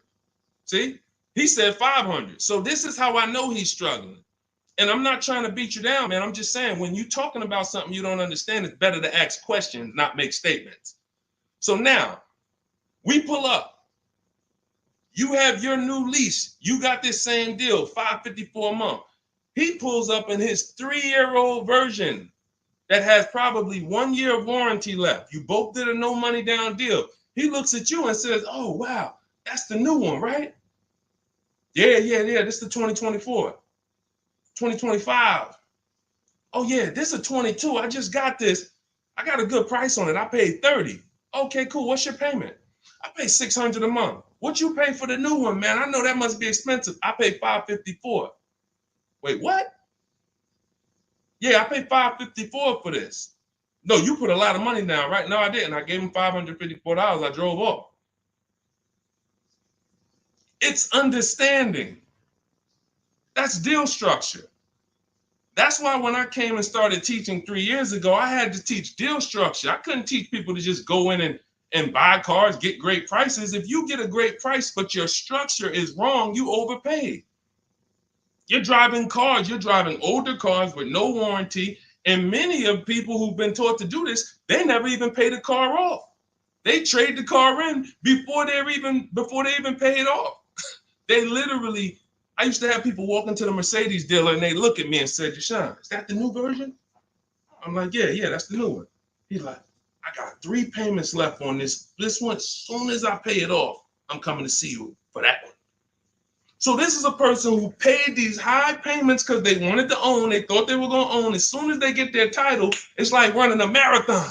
Oh, these high payments, these payments are so high, but one day I'm going to pay this car off. And then as soon as you get to the end of the race, you go start another race. It's horrible. It's horrible. And so that's why we don't move into any other step before we get to the buy versus leasing. That's why it's step 1 in my book. So we can sit here all day and compare numbers. There is no comparison to a person who's getting great lease deals versus a person who's buying. It's not even close. We're driving better cars. We're driving, they're usually always under warranty. We're paying cents on the dollar when you know how to get below market leases. I'm not talking about these commercials y'all see. That ain't nothing. We don't pay those prices. None of these people, look, you think Zafrina, who got a Jeep Grand Cherokee lease, and she paid Look, she's paying $527 a month. She's paying $527 a month. Oh no, that's Teddy. Hold on. You think Zafrina, who's paying $579 a month for a $66,000 truck, is ever going to she's not going to let this bad information get to her anymore. She's driving a $66,000 truck. So again, now let me, before we go to the next question, I'm going to just read some things from Black because he's over here typing. And I do want to give him the courtesy of reading because we just used him as a teaching moment. I think everyone learned. If you just got what I just taught about the leasing versus buying, type $sign. Just type $signs. If you got that point of me, see, no one talks to you about payments. They say things like never lease, always do this, always do that. But they never talk numbers. The reason why we go straight to the numbers is because the numbers don't lie. They say men lie, women lie, numbers don't lie. So when we go to the numbers, shout out to everybody. I see y'all. I see y'all. I see you, Wanda. I see you, Tony. I see you, Michelle. I see you, Megan. I see you, Brenda. I see you, Federico. That's the name of the game, is putting your deal on the right foundation so that you know, again, like I said, banks don't want to own vehicles. Think about that. Banks don't want vehicles that are not bringing income in. They don't want a depreciating asset on their books because today it's worth 40, tomorrow it's worth 39,800, the next day it's worth 39,700, the next day it's worth 39,600. That's what a depreciating asset is. They don't want them on their books in the short term. They're in the short-term business. And some of us are in the short-term business too. The only people that are winning long-term with purchases are those of you who keep your cars 8+ years. Because you beat depreciation. All right, so Black said, nah, bruh. Okay. Keyword, no money down. You put 10 to 20% down, then it's a different story. You can't make this stuff up. Let's go. You cannot make this stuff up. Watch this, y'all. Watch this. I just compared 3 no money down transactions on the same vehicle. 3. New, used, new lease. 3, no money down. I'm telling people that when you don't put money down, you can clearly see what you're really paying. You can clearly see what you're really paying. Black comes in, he proves our point, which is he's going to put 10 to 20% down. Now he's pulling up next to you in your lease, right? You're $554 a month, brand new, fully warranted, all the latest and greatest features. Now he puts 10 to 20% down on that's $10,000 to $12,000. Think about this. He pulls up and he has a similar payment to you. So he feels like we're alike. He feels like we're pretty close. In fact, he may even feel like he's doing better than you because he's purchasing his and you own yours. I mean, you're leasing yours. But watch this. What about that $12,000 you gave him? What about that $12,000 you gave them? That's how people forget. That's why everything in the Car From Home system, when you get the book, you're going to see everything is about shopping with zero down, looking at offers, and then choosing, do I want to put money down to lower my payment? Money down does not buy your deal. I made a video about this. Some of you have seen it and shared it. People who make a down payment and think they got a deal. You have a deal before you put your money down, or you don't have a deal. A deal means I shopped all my offers, and then I found the dealer who was going to discount the vehicle the most. Now, how do I want to pay for that? Do I want to get a loan? If I'm getting a loan, what do I want my payment to be? Now I'm going to manipulate my down payment based on what I want my payment to be. That has nothing to do with the deal I got, but somebody like Black or people who move like him, hopefully we can help you get over these mindsets. But you have some very, very strong convictions, and you're confidently incorrect. That's dangerous. It's dangerous to be confident and incorrect. Dangerous to yourself and your family and your friends who will listen to this. If you are putting money into deals and thinking that you got a deal because your payment ended up being affordable, you in no way can win. First of all, you're letting the dealer manipulate two things: the price of the car they're selling you and the interest rate that you're getting from them exclusively. If you were even just separating, if you were just separating your loan from your interest, from the purchase, you would see that that's a losing strategy. You can't compare a person who's driving a brand new vehicle, paying a low payment, to a person who's paying the same payment, but gave the dealer $12,000 to get to that payment.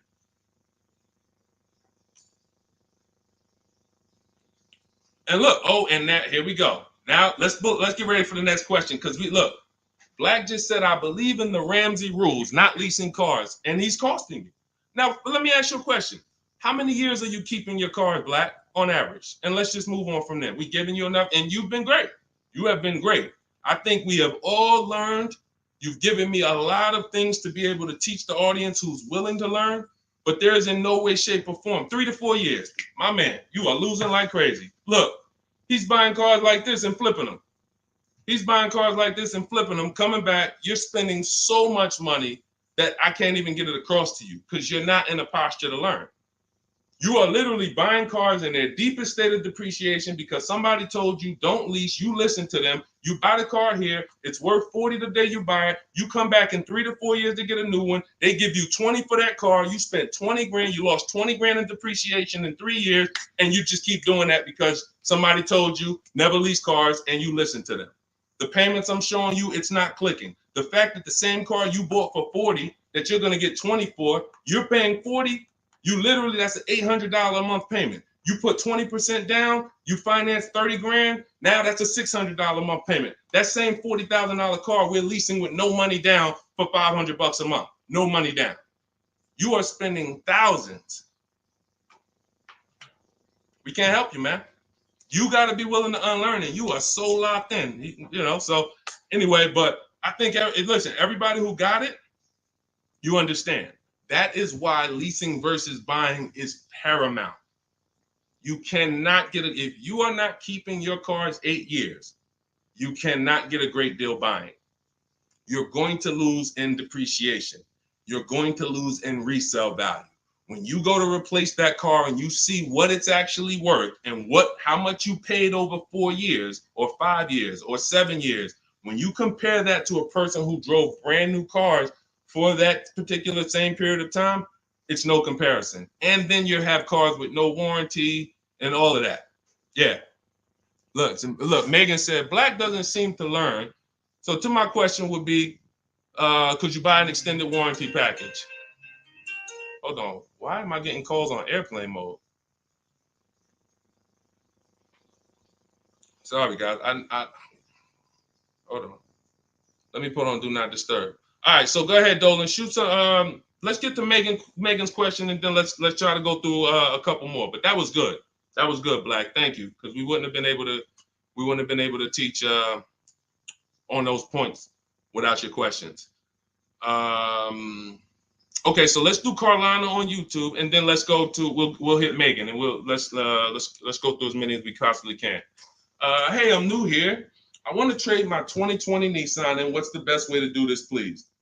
Okay, so you have a 2020 Nissan. That's a vehicle that's not 5 years old. First thing you would do, if we were talking, I wouldn't let you buy. Unless you're telling me you're going to keep the next car 8 years, you're losing, because that 2020 Nissan, first thing we want to do is decide whether we're buying or leasing the next vehicle. And as we just said, if you're not keeping the next vehicle 8 years, you should be shopping for below market leases. Then you want to now see what is the most money you can get for that Nissan. We don't depend on a dealer to tell us. You're going to go to these 6 websites. These are 6 websites. You do this in 15 minutes. You're going to find out what that vehicle is truly worth. You find out what your vehicle is worth with offers, not with anything else. Offers. So go to CarMax, driveway. Write this down. I told you, stay locked in because we do dialogue here. It's not just me talking. Unless you got a notepad, you got to stay locked in and ready. We're going to go to CarMax. We're going to go to driveway. We're going to go to Carvana. We're going to go to KBB Instant Cash Offer. These are all offer sites. These are people you walk in, they do an inspection, they cut you a check, you're out of there in an hour with a check. They're not trying to sell your car, they just want to buy your car.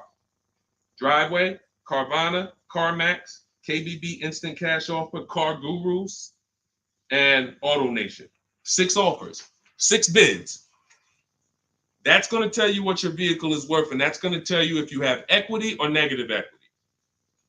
Equity or negative equity. Okay? So that's the first thing you need to do. First 2 things is ask yourself, how many years are you keeping the next car? And then do your equity assessment to see, do you have positive equity that could either go in your bank account or negative equity that's going to be carried over to your next deal. So that's the first step. Okay, do that first. Now, here's the beautiful thing. When I was at the dealer, I would have people who walked in as soon as I asked them how many years they were keeping the car. If they were telling me 5, like, remember the guy I mentioned a little while ago on the stream? I said he comes into the dealership. Hey, Deshone, is that the new one? As soon as he gets his title, he comes in and trades it in. I told him, there's no point in you waiting for the title. First of all, you can replace a vehicle without the title. That's fine. But again, he was taught, hey, I got to wait for my title, and then I make a move. So he always has a payment. 5-year loan, 6-year loan, pays it off, gets a new car. He always has a payment. It's just super high. But what I would do if he was listening, if he was open to financial advice, I would tell them, you're going to cash that vehicle out. That means you're going to sell this vehicle. We're going to give you a check for that. So whatever it's worth, 15, 18 grand, it's paid off. That's going to go in your pocket. Now, what he was used to doing was, well, whatever it's worth, don't I have to put that down on the next vehicle to be able to get my payment where I want it? And this was the best news I was able to deliver. This is why, and if you talk to anybody in New Jersey who dealt with me, this is how I've been. I've been the same way. From the minute I started learning about financial literacy when it comes to cars, I was a consultant educating my clients on how to keep the most money in their pocket and drive the best cars. When he would say, well, I say, are you familiar with leasing? And I would ask, how much do you drive a year? And he would say, I think about, maybe 13, 14,000. I said, let's go look at your old vehicle. We look at your old vehicle. We see, okay, yeah, based on what's on the mileage now, you drive about 14,000 a year. Here's what we're going to do. Whatever your car is worth, you're going to put that in your bank account. Let me show you what a competitive lease would look like. I make him the offer. He's like, wait a minute. This is my payment? And I could drive as much as I want. I said, you could drive the same amount you've been driving. So I'm paying less than I was paying to own this thing? And you about to give me a check back for 12 grand, 15 grand? Yeah. This is what I want to do for the people who have been programmed that buying cars is how you should do it. Again, long-term owners, you should not be thinking about leasing. But here's how I know you need it in your tool belt, because your daughter may not be a long-term owner. Your spouse may not be a long-term owner. Your friend or whoever may not be a long-term owner. See, typically how you do things is how you teach other people to do things. So if you are keeping your cars 8, 9, 10, 12 years, you probably think everyone else is doing that. But your kids or your family members or your spouse, they may want to drive for 5 years and then they like, all right, this stuff's starting to go wrong. You said the warranty is up and this got to cost $800 to fix, $400. Let's just go get a new one. Those are the people who don't have the values to keep a car long term, and you should not be buying cars for them. They should be shopping for, now, both cases you need below market deals. But it does not, but knowing how long you're going to keep the car is how you're going to beat depreciation. So all of this is in my digital book, guys. Everything I'm talking about on this stream is in my step-by-step book. A lot of what we talk about on these streams and in my social media videos is what not to do. My book is about what to do. It's like, do this, do this, do this, do this, steps, check it off the list. Next thing you know, you got below market deals from home. There's only 3 things we go into the dealership for: test drive, have our car appraised, and to pick up a car. We are not there to shop. We're not there to get numbers. We're not there to negotiate. We do all of this stuff from home. So for 30 minutes, if you visited the website already, you'll see the timer. 30 minutes, you can get 75% off your copy. It'll be in your inbox in literally seconds. And as soon as you pay, in my TikTok bio, in my Instagram bio, Facebook, we have a link floating for you. You guys should be able to see the link. And then Instagram, we have YouTube, we have a comment pinned for you guys. You'll have the book, but as soon as you pay, you're going to see the thank you page. It says screenshot this page. You'll see my support team email. Sometimes you type your email wrong. Contact support if the book is not in your inbox in literally 5-10 minutes. Also, as soon as you pay, you see a link that says open your book below. So there's 2 ways I'm delivering the book to you. Right there as soon as you buy, but I'm also emailing you a copy. But sometimes, we fat finger the keyboards and there's a letter off. So make sure you hold on to my support team's email and hit them up. Okay, good stuff. Get your copy. And listen, once that clock hits 0, the price is $97, which is still worth every penny. If I missed it, I go back and look. Knowing what I know, knowing what the people know, look at Tiffany. Look at Tiffany's deal. Look at Tiffany's deal. Matter of fact, let's show Vicky's deal. Look, thanks to your books and your methods, I was able to get my new lease for 2024 Volkswagen Atlas SE Peak Edition with the tech package for $175 per month less than my first quotes. I did it all online except for picking up the car. I put no money down other than my first month's payment and DMV, which is probably $200. And saved over $6,000 on the life of that lease using your negotiating scripts. We have email scripts. This is what I want for you. I want you guys not just getting cars. Everybody's getting cars. You'll see people posting their car. Oh, I needed an upgrade. Look, get a bunch of likes. Hey, had to treat myself. You'll never see the numbers though. I want you, every time you get a car, I want you just as excited about the numbers you got as the car. And this will make sure you get there. Go ahead, Dolan. Shoot the next one up. Okay, Brandon from TikTok. I've lifted the Denali truck. I owe $6,500 on it. It has 163,000 miles. It needs $3,500 worth of front end work. Should I fix it or trade it? I'm the only owner. I would make sure you get a second opinion on how much it's going to cost to fix. Lifted Denali is going to have a low resale value, but here's the thing: the cost of replacement is always more than the cost to fix. Always more. So if you got a truck, and again, your truck, you got a loan on it. You got a loan on it, 163,000 miles. I teach something: you shouldn't have a loan past the 10th birthday on a vehicle.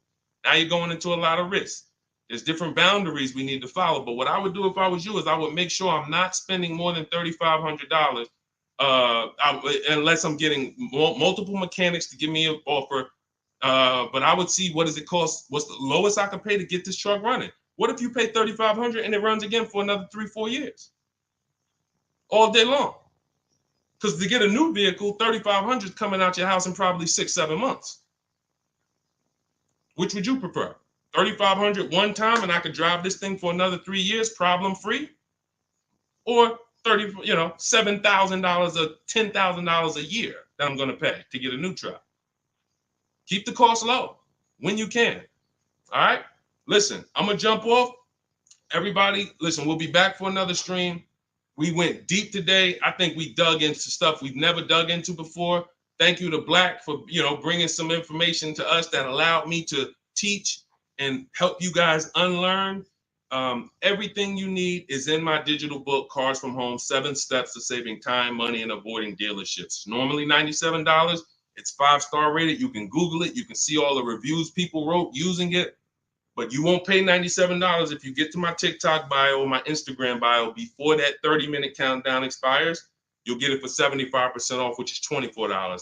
And on YouTube and Facebook, I have a comment pinned for you guys where you can get your copy for 75% off. Use it. Make sure you email me your success stories, and make sure you save my support team's email just in case you type your email wrong.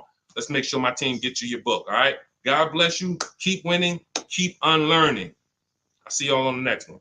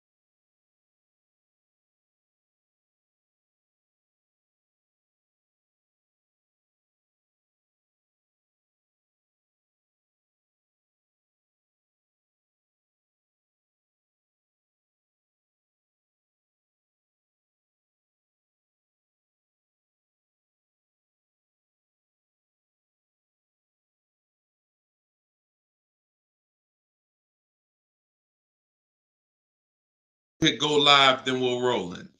Jasmine from TikTok asks, what do I do when I can't afford the lease after 1 year? Great question. You want to do an equity assessment, see if you can sell it. There's two main ways to sell a lease. You could have somebody assume it. You can go to a site like Shop a Lease, and if you have a good car payment, you could list the car there and somebody could take over it, but it must be a good car payment relative to the deal. If you overpaid per month, then you're going to have a hard time getting someone to take over the lease. But if not, you can get rid of it there. Second is, I want you to call the leasing company, ask for your payoff, and then you're going to call, once you get your payoff, I want you to ask them if you have a third-party restriction. Those are the two questions you're going to ask your leasing company. And then once you get that number, which is your payoff, you're going to go to CarMax.com, Driveway, Carvana. This will take you 20 minutes to do. Kelly's Blue Book Instant Cash Offer, Auto Nation, Sell My Car, and Car Guru, Sell My Car. You want to get 6 offers. It's very important when you're on those sites. When they ask you, is your car owned, leased, or financed, put owned. That's going to tell you what the market value cash is for your car to get rid of it in a day. If it's greater or equal to your payoff, you can get out of it. If you have a third-party restriction, then you're going to need to take another step and you're going to sell to a local dealer. But you got to see where your equity position is first. Got to see where your equity position is first. All right, I'm going on and I'm sharing the broadcast, and then Dolan, you could queue up the next question. We're live on TikTok, Instagram, YouTube, and Facebook. So we are going to be taking questions from all platforms. The first one came from TikTok. We got a couple queued up on TikTok. So shoot the next one in, Dolan, and we'll get to it. All right, this is another one from TikTok. I have 2 payments left on my lease. What's my next step? Equity assessment. Who's returned a lease to a dealership, just dropped it off when it was done? You never assessed any equity. You didn't even know. Who didn't know that a lease could have equity that you could put in your pocket? It's not a guarantee, but many people all through the pandemic, we were showing them how to put $5,000, $10,000, $12,000 in equity in their pocket from the end of their lease. I sold my lease. End of my Jeep lease, I made $8,900.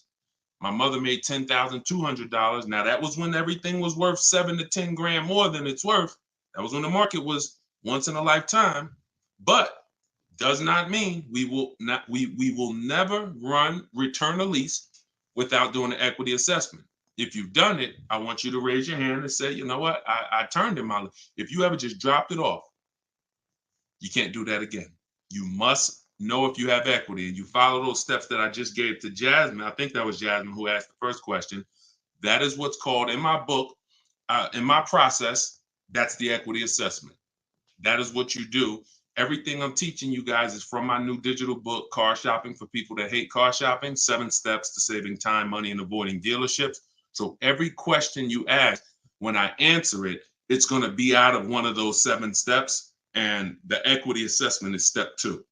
You must do that before you ever return a lease for the rest of your life. A lot of you gave back thousands of dollars to dealerships and you didn't realize you were doing it. They bought those cars, put that money in their bank account when it should have been in yours. Yep. All right. Go ahead. Shoot the next one up, Dolan. All right. All right. This one's from TikTok as well. Let's go. Facebook, type your questions in. YouTube, type your questions in. Instagram, type them in so we can get to you guys. Another one from TikTok. Thinking of trading a car for a newer model. Should I keep the car and just get the new one? It's a good question. What's the benefit of keeping the car? If you are a high mileage driver, then I would tell, let's just say you said, Deshone, I'm driving 20,000 miles. Who is then high mileage drivers? I want you to type HM. If you do over 20,000 miles per year, even 18,000 miles per year, just type HM. Regular driver, Jason, is what's the benefit of having 2 cars? It's on insurance. You're paying for one when you get your new car. I like to drive that car that I'm paying for. I don't want to be paying for a car and then I got this other car that I'm barely using. But if you are a high mileage driver, then I would tell you keep that car and get you another car. And but how many years are you keeping the car, Jason? How many years are you keeping this next car? Because depending on your answer, it's going to change my answer to you. So this car you're thinking about getting, how many years you see yourself keeping it? Let's start there. Come on and shout out to the sharers. I see y'all running the likes up on TikTok, and y'all keep tapping that screen. Just every couple minutes, throw a couple taps. It really helps the broadcast, and I appreciate everybody who's helping us get this message out. I really do. We couldn't do this without you. Let's see if maybe 5 years, then you should not be buying that car, Jason. You should be leasing. And I'm going to break this down for you really quick because some of you know the depreciation curve. And the rule of thumb is when we talk about the hidden money in your car deals, my job is not to just teach you, if you're willing to listen, how to save thousands of dollars by making dealers and banks bid on your business. That's how we make sure we get the best prices. You can't get the best price. You can't make the best deal if you buy, but you should have leased. It's impossible. Because the depreciation curve looks like this, y'all. If you buy a car today for $30,000 today, I give you a car. I'm gonna show you something. I want everybody stay close to your keyboard. I don't want to, when I ask you a question, type as quick as you can so we can keep the dialogue going. If I gave you a $30,000 car right now, put it outside your house, you don't drive it 1 mile, you don't even touch it. We go outside a year later. Is it worth $30,000? You didn't drive it 1 mile. You said, Deshone, I don't need the car, but I'm leaving it here. It's yours. You don't drive it 1 mile. Is it worth $30,000? No. So that's your first intro into depreciation, the unseen expense. Let's go a little deeper. If you put 10,000 miles on it, it's worth less, right? If you put no money in it, if you put no mileage on it, it's already lost thousands. If you put 10,000 miles on it, it's worth less, right? High mileage driver, let's say you put 20,000, it's worth less, right? Now what you're seeing is the expense you've been taught not to see, which is depreciation. It has nothing to do with car payments. It has everything to do with that. We've heard people say, oh, cars are depreciating asset, cars are depreciating. What does that actually mean? I'm showing you what that means. I'm showing you what that means. When you're buying something that goes down in value, you have to look at when it's going down. When is it losing its most value? And your goal should be to avoid replacing it while it's losing the most value. How many of you have a car outside right now, outside your house?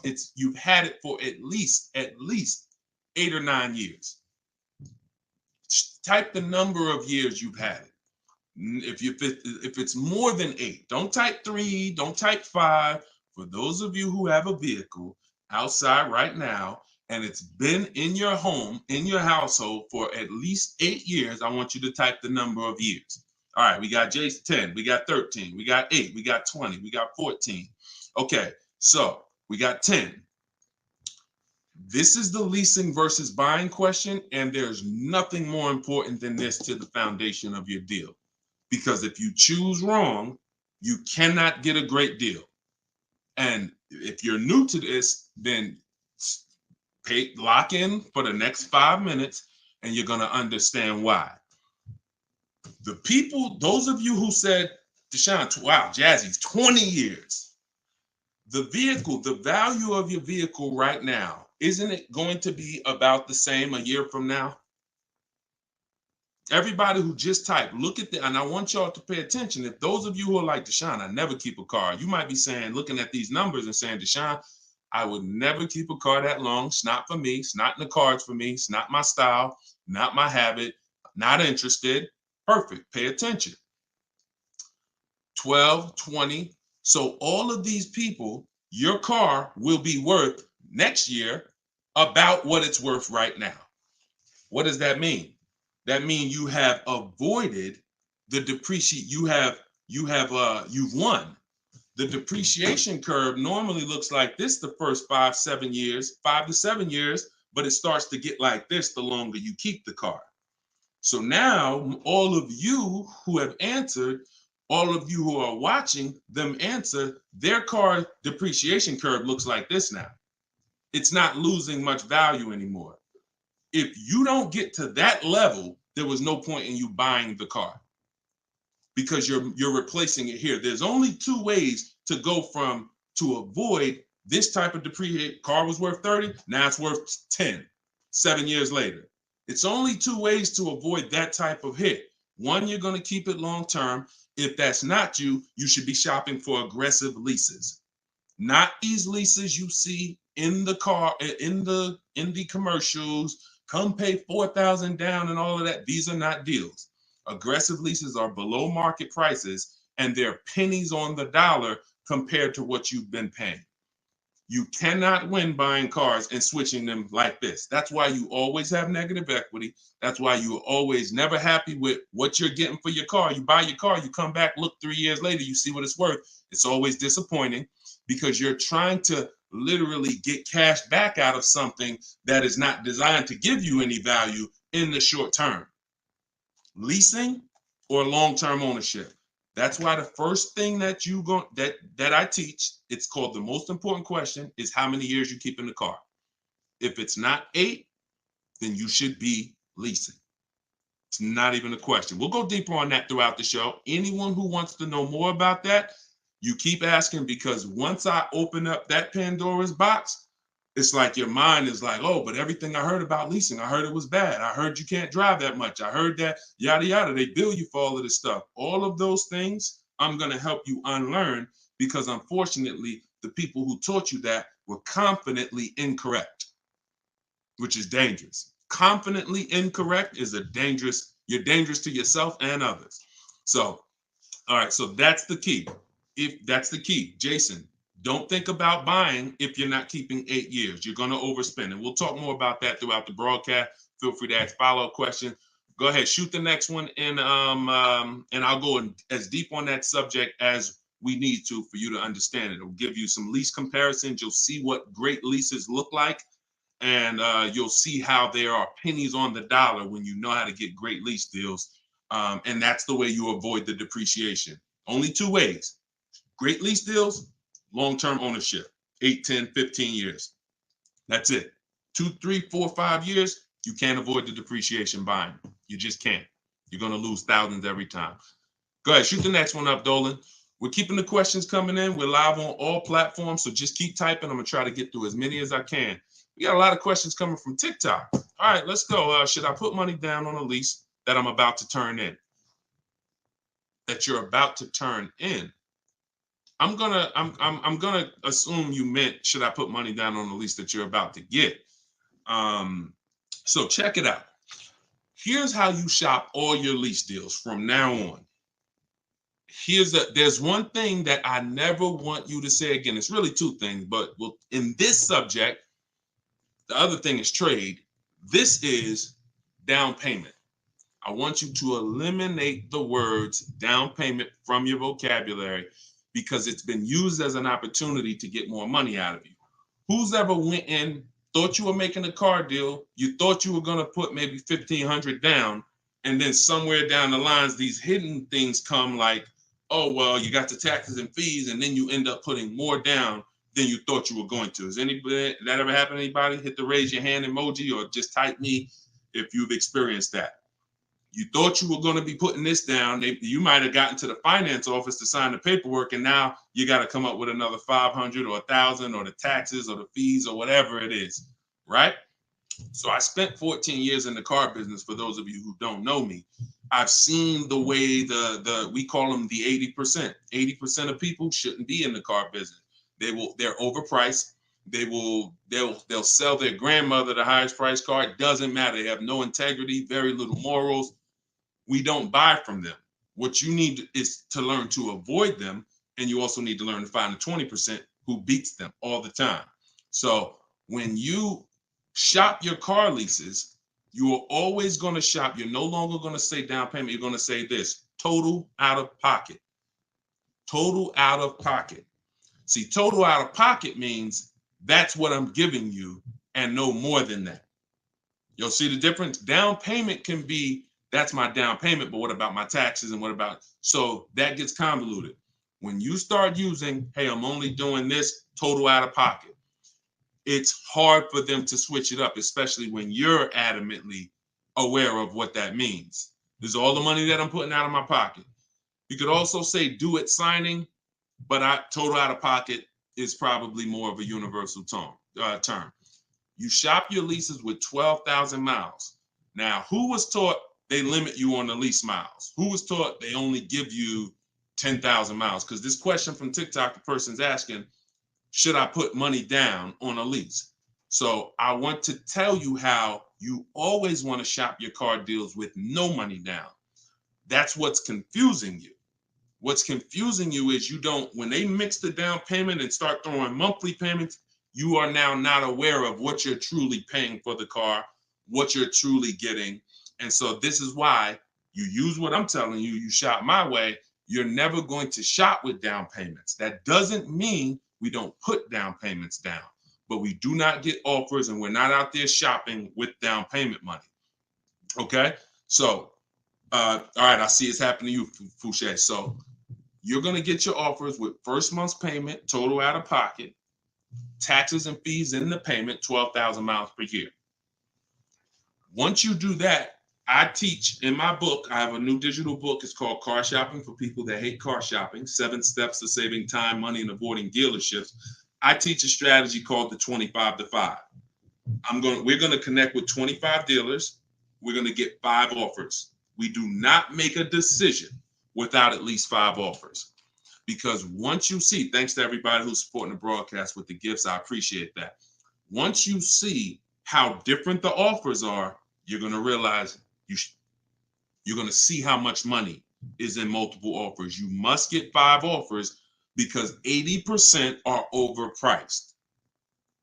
Don't try to change these people. Don't question, oh, listen, why are dealers like this? Why are the 80% overpriced? Listen, Jim Rohn used to say, don't sign up for that battle. Why does the sun come up in the east, in the east and set in the west? Like, don't sign up for that. Some questions are not worth asking because they mean nothing. Just know that's what it is. Expected. 80% are going to be overpriced. This is why you are not going to get your best deal walking into a dealer anymore. You're going to sit at home. You're going to decide what you want. We call that shopping, not buying. This is step 4 of my process. We have 7 steps. Step 4 is shopping. And then once you decide what you want, you're getting it from home. 90 to 100% of your new car transaction and your leases should be done from home. That's where your power is. That's where you have the power of leverage. That's where you have the power to make multiple people compete for your business, which saves you thousands of dollars. I'm going to give you tons of examples. This works every time. How do we know? It's the way we buy everything else. everything we buy in life. We go into the grocery store, we need spaghetti sauce. You need laundry detergent. It's a bid. You may not be aware, but I'm going to make you aware. Everyone is bidding for your business. Hey, look over here, Prego. Hey, this brand, Classico. Hey, we're on sale this week. Hey, we have the best. Y'all see what I'm talking about? Everything that we buy, especially expensive items, but even low price items, companies are competing, except in car dealers. They've trained you. They've trained me. If I wasn't in the business for years, I wouldn't know, to focus on one place and think we all have the same pricing.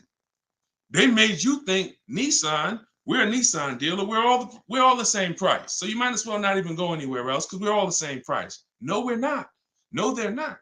So when you start shopping multiple offers, you can do it by phone. I like to use email. I like to do everything copy and paste by email. But when you start getting multiple offers, you're going to truly see where all the hidden money has been, and you'll see how many of these dealers are overpriced, which is going to just make you say, from now on, I'm definitely shopping online.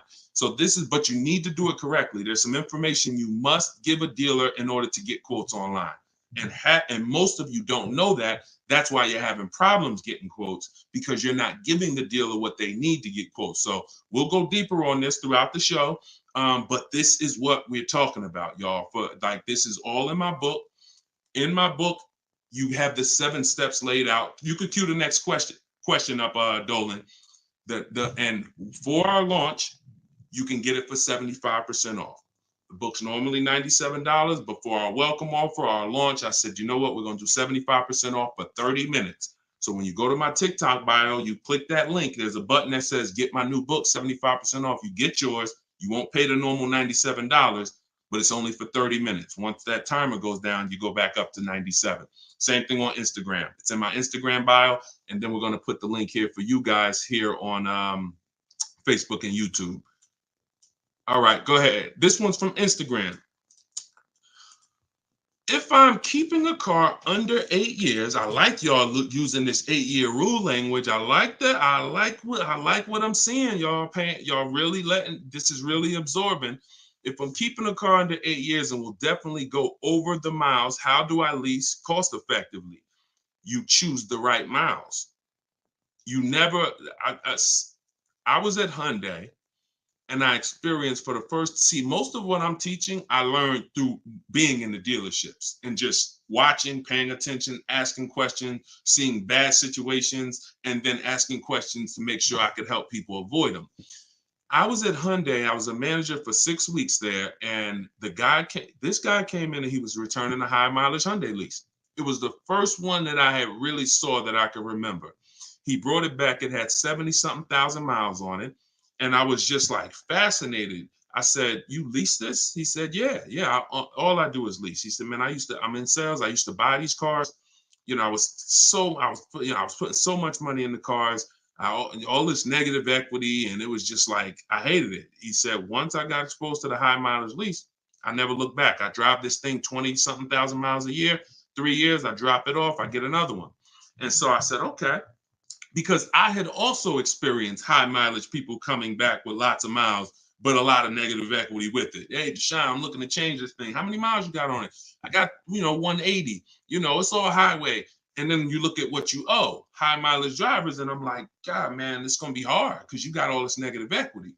So once he exposed me to that, I looked at his payment and I said, man, he's only paying a couple dollars more, $150, $200 more per month to have all the mileage. That $150, $200 a month is a lot less than the depreciation hit that he's taking. Again, going back to the unseen expense. We already said, we park a car outside your driveway tonight, it's 30 grand. Next, I asked everybody on here, is it worth 30,000 tomorrow, a year from now, if you don't drive it? Everyone unanimously said, no, it's not. So even without mileage, it goes down. When you do regular mileage, it goes down more.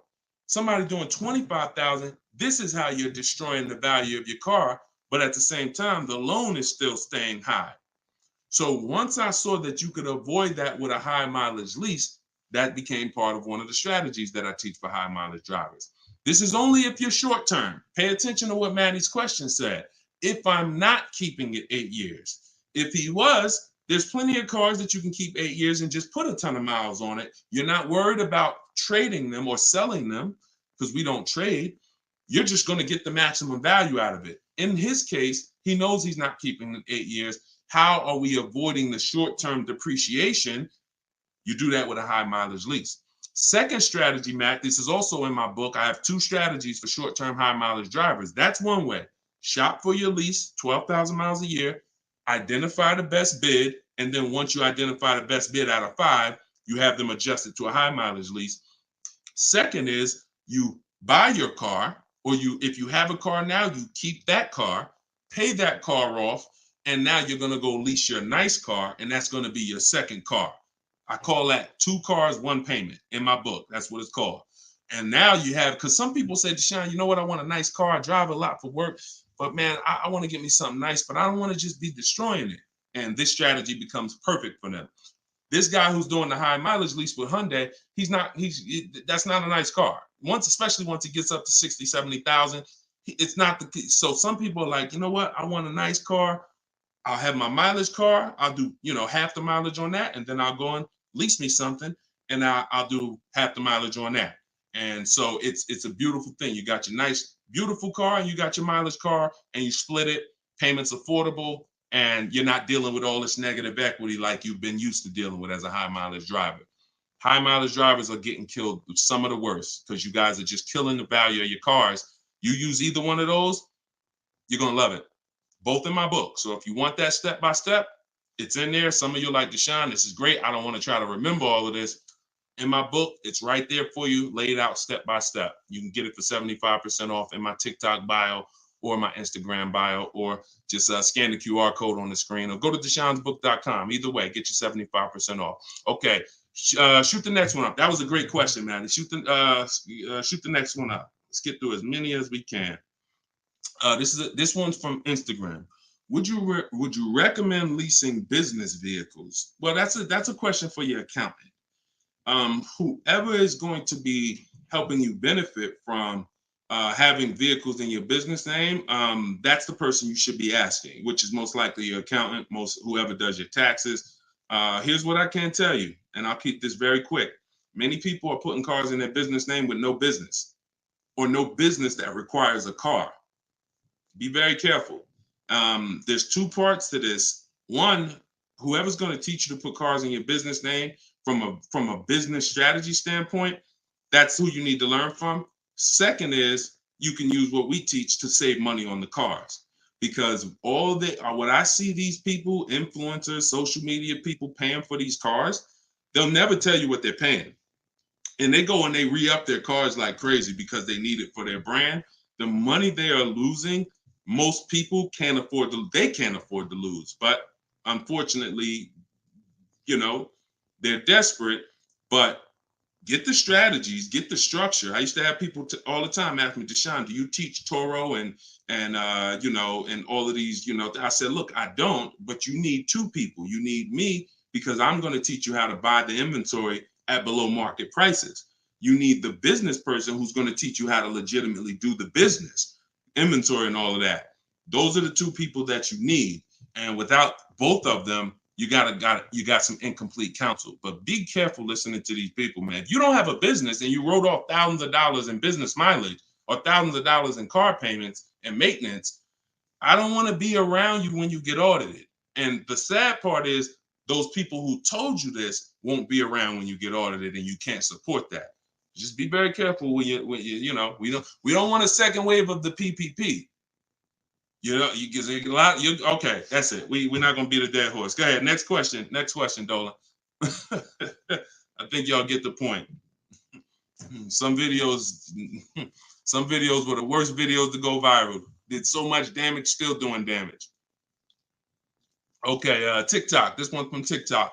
Facebook, YouTube. Keep typing. We're not seeing many questions from you today. Do you recommend leasing over purchasing? So you missed what we talked about. I recommend you go back, watch the beginning. See, there is no leasing or purchase. There is no either or. It's a based on how many years I'm keeping the car, I should be leasing. There is no either or. When you lease, you are not keeping your car and you are avoiding short-term depreciation, paying pennies on the dollar for brand new cars.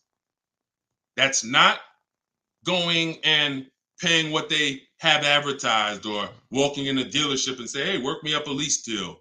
That is not what I'm talking about.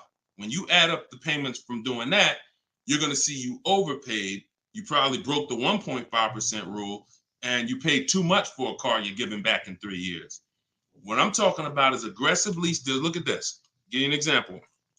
I'll give you an example right here. So, and this one, I love to use her because she was in the middle of the pandemic. Middle of the pandemic, people were out here buying Kia Tellurides for just $5,000, $10,000 over sticker. Bonita got hers in 2020. She got a 2023 Kia Telluride, put $600 down, and that was her car payment every month for 3 years, $600 on a almost $47,000 Telluride. Why is this so important? Some of you know, you may have seen the video, how much is every $5,000 in a car purchase price? How much is that per month on a loan? Every $5,000 is how much per month.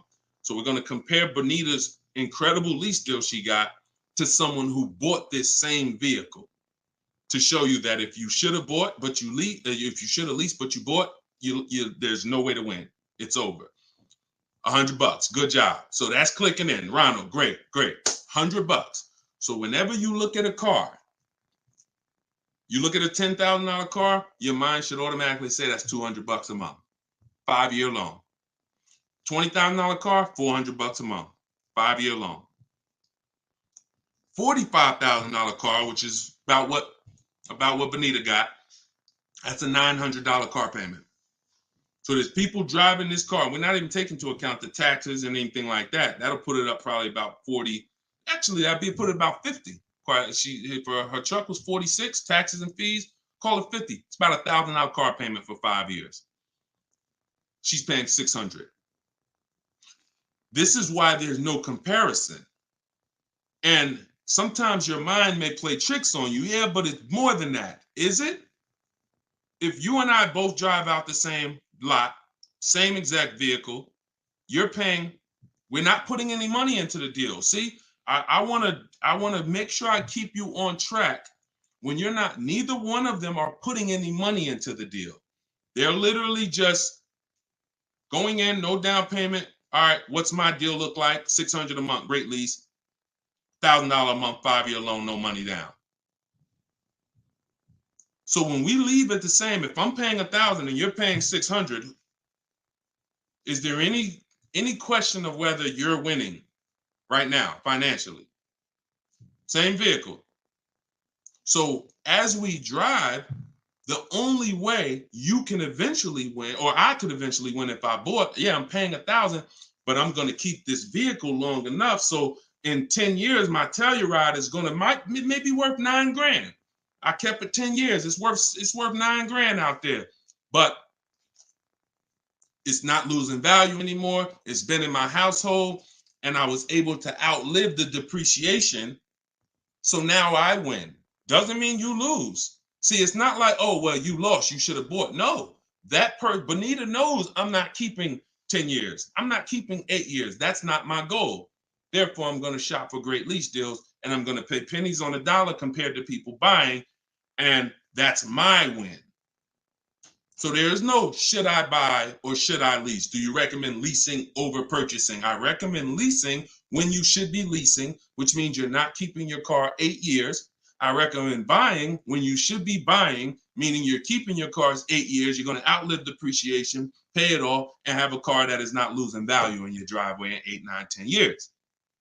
That's when both people win.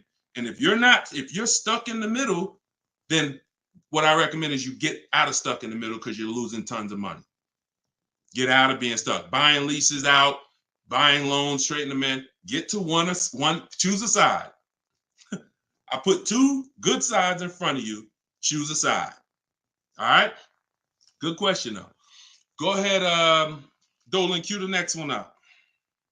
This was good, man. Wait, let me make sure. I'm trying to make sure I'm sharing all of this. Shout out to the sharers. Everybody getting value out of this? Type $signs if you're getting value out of the show. This is what we do. All right, go ahead, shoot it up. All right, a lot of questions from TikTok today. YouTube, y'all, come on, type the question. All right, good to see you, Melody. I see. All right, when is it a good time to buy a car? Sashi, there's no good time. There's no bad time. Dealers have to make deals. See, I want you to not believe the marketing. What I want you to also do is I want you to pay attention when we do these shows. Pay attention to I don't want you shopping in an emergency situation unless it's an emergency. What does that mean? If your car was totaled, stolen, then it's an emergency. You got a couple days, no problem. You can use what's in my book. You can get bids. As long as you get multiple offers, you won't overpay. If you have your back against the wall, that's going to happen every now and then. Multiple offers is the key. If anybody had to go buy a TV right now, I said, look, you got 48 hours, you got to get a 100-inch TV, and you got to get a great deal on it. Is anybody worried about overpaying for the TV? Anybody on here? In 2024, is anybody worried? Dad, man, I only got, back in the days, it might have been like, oh, shoot, 48 hours. That might not be long enough. But you know where to go. Amazon.com, BestBuy.com, Walmart. I'm going to find the best deal on a TV. What I'm telling you is that's the same way you approach car buying. The more you do it the way you shop for everything else, the more you're going to see, oh, this is a lot easier. I'm in a lot more control. I eliminate buyer's remorse. So so even if your back is against the wall, if you're shopping, buying, you still should be getting multiple offers to make sure you're getting the lowest in the market. I'd say at least 5 because 80% are overpriced. Now, if you have time, then what you should be is in the market early. I teach something called 2 dates. The as soon as date, no later than date. As soon as date means soon as you can make a deal. Don't look at offers until you can make a deal. Don't entertain it's a waste of time. You might say, Deshone, I'm waiting to get this promotion at work in May. Then I'm a car shop. Should I look at deals now? Makes no sense. You can watch the market, but it makes no sense to entertain offers because you're not in a position. So as soon as you could accept an offer. Now that might be today. Then no later than date. That's the deadline. The gap in between that is your leverage. What does that mean? The ability to say no. See, you're about to start shopping in a way where you can say no. And the people that are walking into dealerships usually have put themselves in a position where they can't say no. So they're walking in saying things like, I need a car right now. My lease is up. If your lease is up, call, get a free extension.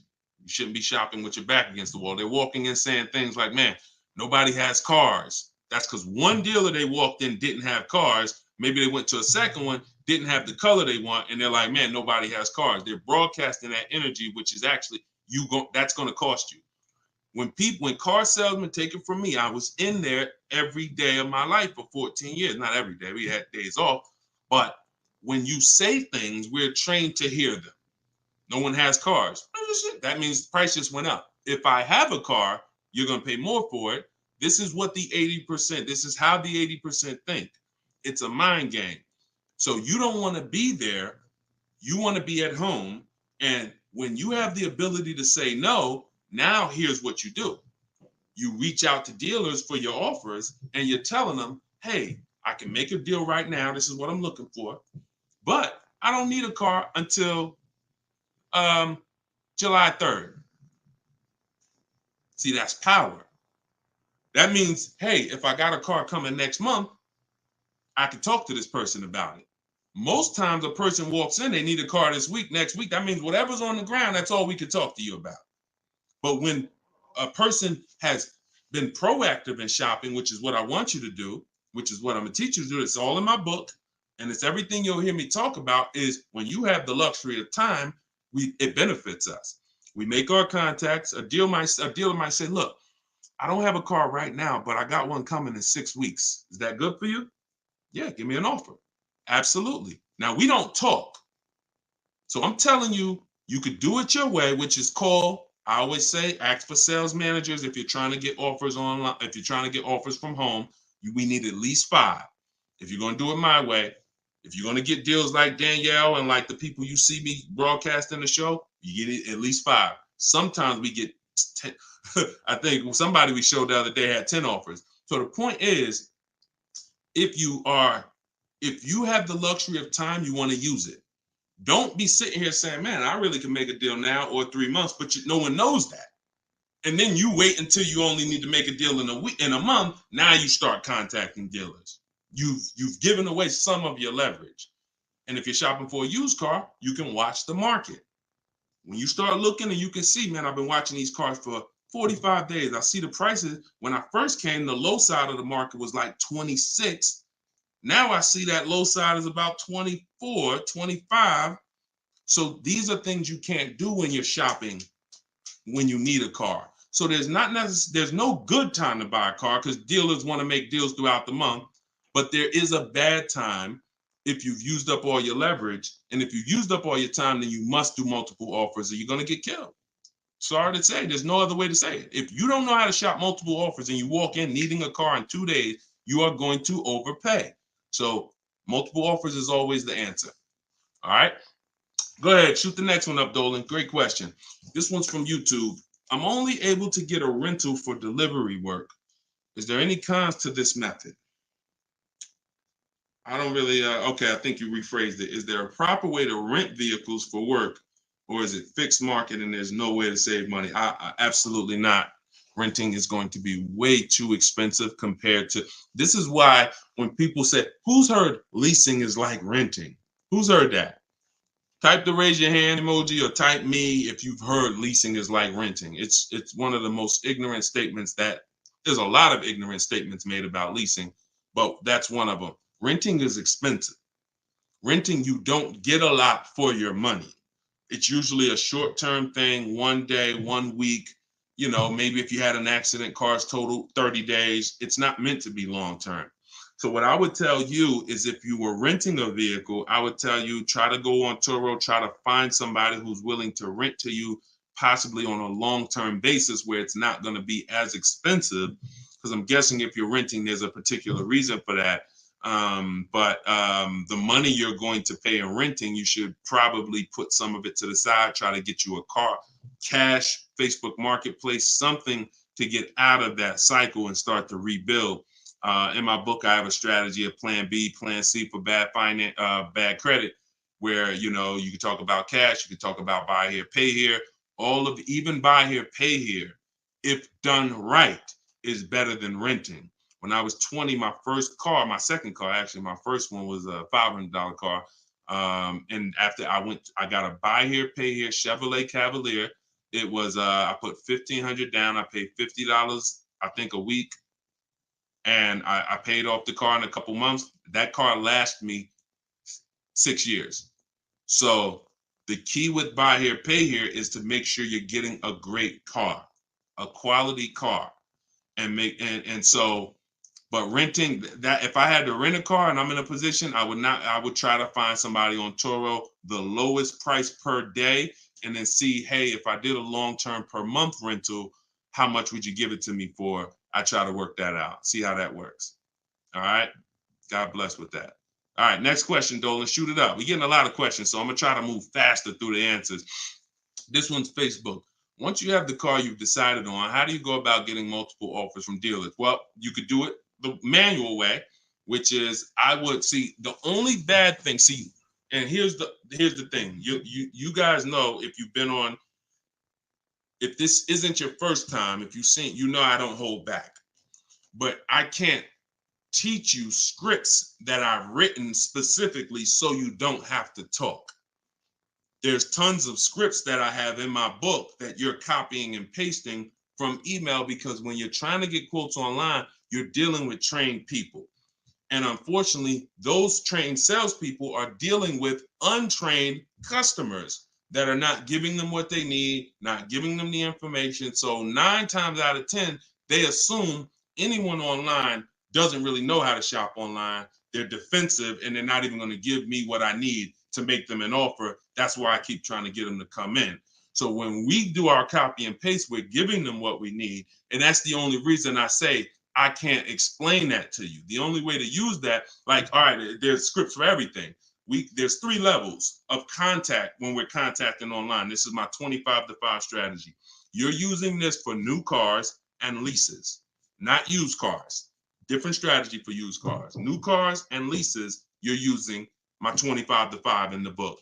And what that is 3 contacts. First, we got to let the dealers know what we want. We contact 25 dealers online with a copy and paste template, tell them what we want. We need to tell them what we want. We need to tell them what our deadline is as soon as we can buy a car, which would be today, because we don't contact if we can't buy today, and then our deadline. And now you're going to have responses. Hey, when can you come in? Hey, when can I? Hey, when can we have a phone call? Hey, whatever. So because I used those scripts, I was able to write responses. I had to use those same scripts. Hey, Mrs. James, thanks for the inquiry. Hey, when we have I'd love to help you with this. I have a car. What would be better for you for us to talk? 1 p.m. or 4 this evening? I had to use those scripts. So I was able to write the responses to them. So we copy and paste. Now, the key is whether you're doing it that way or whether you're calling, the first key is, do you even have a vehicle I'm interested in that matches what I want? So in that initial contact, we're telling them exactly what we want. Color choices. Hey, I'm open to black, blue, gray. I'm open to a sport model or a touring model. I'm open to this. Like, this is what I like. You have to tell them that, or there's no way for them to search the inventory and get you and even see if there's a match here. So once we do that, that's your first thing. Do you have a car? Now, the benefit of doing the 25 to 5 is we're shopping out of 25 dealers' inventories. So we're giving ourselves the absolute best shot of finding something where we don't really deal with, oh, I went to this dealer, they didn't have a color I want, they didn't have the trim I want. If we contact 25 dealers and there's no inventory, that means they're either in between model years, which means, okay, maybe the 24s got sold out, 25s haven't come in yet, we're on that bridge, or it's a rare car, hasn't come in yet, or it's a very rare car. See, that's different than you believing the car is rare because you visited 1 or 2 dealers. Once we contact 25, if the color, we're reaching out for a pink one and the dealer is saying, hey, we don't really have that color, that's when we know. So shopping out of 25 dealers, we get the best shot. We're trying to find who has a car. Second thing we're going to do now is we need to send a quote request. When we send our quote request, we're telling them what we want. If we're buying, we're looking for all cash price because we're not doing tax. We want a bottom line price. And we're getting that from at least 5 to 7 dealers. Because when you shop correctly, remember this, when you truly have shopped multiple offers correctly, you're going to see at least a $3,000 to $5,000 difference from your lowest offer to your best offer. I've been working with people around the country. We're 2 million followers. We have 1,700 people we've worked with personally since 2021. That is the consensus. 3,000 to 5,000 bare minimum. And in fact, some of you who are looking for higher price cars, you look at somebody like Kimberly. Kimberly used multiple offers. Her Maserati she was shopping for, she picked it up a little while ago, $86,961 vehicle.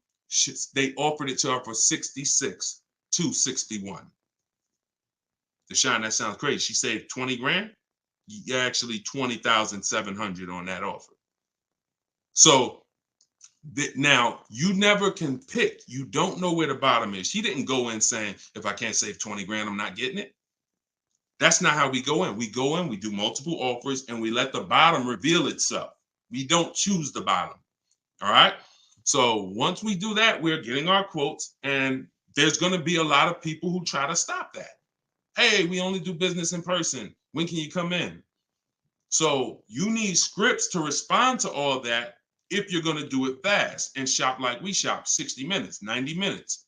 But if you're going to do it manually, then you can call ask for sales managers and try to get them that way. But do not make a decision before you see at least 5 offers. 5 to 7 offers. Nobody who's listening to me will ever buy a car without seeing 5 to 7 offers, new cars and leases. Never. Too much money at stake. All right. So that's how we do it, Damon. That's the intro. And that's the only reason why I can't go deep on my 25 to 5, because it's totally internet based. We do it 60 minutes. So everyone who's like, Deshone, I want to use that. It's in my new digital book, Car Shopping for People That Hate Car Shopping. You can download it in my TikTok bio. You get it for 75% off as part of our launch. And it'll be in your inbox in 5 minutes. Same thing with Instagram. Go to my Instagram bio. You got 30 minutes before it goes back up to $97. Get your 75% off. And I'll post a link. Cue the next question up, Dolan. I'll post a link again for you guys here on YouTube and Facebook. Here's the emergency link. All right. This one's from Facebook. We got another question from Facebook. Hey, I'm in the USA, originally from Canada, and no credit in the USA as yet. Should I buy a used car with cash or new one? What I'm afraid they'll give me a high rate. What do you think best option? Hey, if you got the ability to buy a used car cash, that's what I'd do. I'd get a great car, spend as little as possible on it, Facebook Marketplace, because I'm not looking, if I can, to go into a high interest loan when I can get me a car and then I can build my credit. I want you to follow Haley, somebody named Shonda Martin. Her brand is called Road to 750 Plus. She's very similar to me in that she does these Q&As all the time. She's live. She's a genius. She's clearly studied for many, many years to understand. And even me using her thing, her strategies, I've added at least 80 points to my credit just from things I didn't even know. Like, and the real person who's an expert is going to show you where the blind spots are. Things you didn't know, and that's what Shonda is. Some of you may follow her. She's amazing. Yeah, Cavante said, yeah, she's amazing. She is. So follow her. But yeah, I would be looking to get something inexpensive, point A to point B, little as possible. Make sure you find wherever you live, ask around who's the best mechanic in town. Ask like who does everybody know in town that, you know, fixes cars, just a good guy, good woman. And you find them and you say, look, I'm about to go pick up a car. I'm going to buy it privately. Well, can I pay you, $100 to inspect it for me? Get yourself an inexpensive car, and that'll give you the ability to be on the road. At the same time, you have the ability to have the time to invest in your credit. So when you're ready to make a power move where credit's concerned with a car, be it leasing, financing, you're good. All right. But if you go buy a car overpriced interest rate, it could really set you back. It can really set you back. It's happened to too many people. Great question. Cue the next one up, Dolan. Great questions today. YouTube, should I buy a car cash or do I get a loan? It's a great question here. A lot of great questions. This is a matter of, look, nothing that I teach is really one size fits all. That's been the problem. 8-year rule, absolutely. If you're not keeping 8 years, that is one size fits all. That's why it's called a rule. You should be leasing if you're not keeping your cars 8 years. If you're buying, you should be keeping them more than 8 years. But when it comes to the cash or loan, here's what I've experienced. And the people who pay cash or don't pay cash, this is kind of what weighs it for them. What are they doing with, what are you doing with your money? Is your money making you money? If your money is making you money, I would have people come in the dealership, clearly had the ability to pay cash, because I would ask them, so how are you paying for the car? And they say, I'm thinking about, writing a check for it, but what are the rates? And if we had a special interest rate from the bank, like 0% or 0.99%, 1.99, 2.99 even, they'd usually take the bank's money so that their money could keep making money for them. So if that's you, and the rates are low, that's why whenever we shop for a car, you always want to check, are there any special interest rates? That's the first thing. I teach something called the bank bidding war. It's not just dealers that bid for our business. It's banks and credit unions too. So in the bank bidding war, there's 3 rounds. The first round, though, is checking if there's any special interest rates, because if there is 0.99 or 1.99, no one's beating that. Therefore, the rest of the rounds are non-applicable. So if you can use the money cheap, that's when you use the money and you let your money keep working. Now, another person, a different person, Deshone, I'm not really investing my money. You know what? I just kind of like to keep things to a minimum. I got my cash over here. Okay, then. I would still, if the money was cheap, consider it, because, you know, we could be coming into days where cash on hand becomes a little bit more important. But it's really about the cost of the money.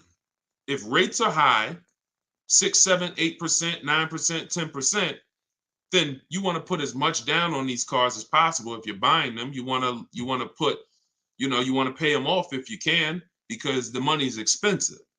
So it really depends on the cost of money.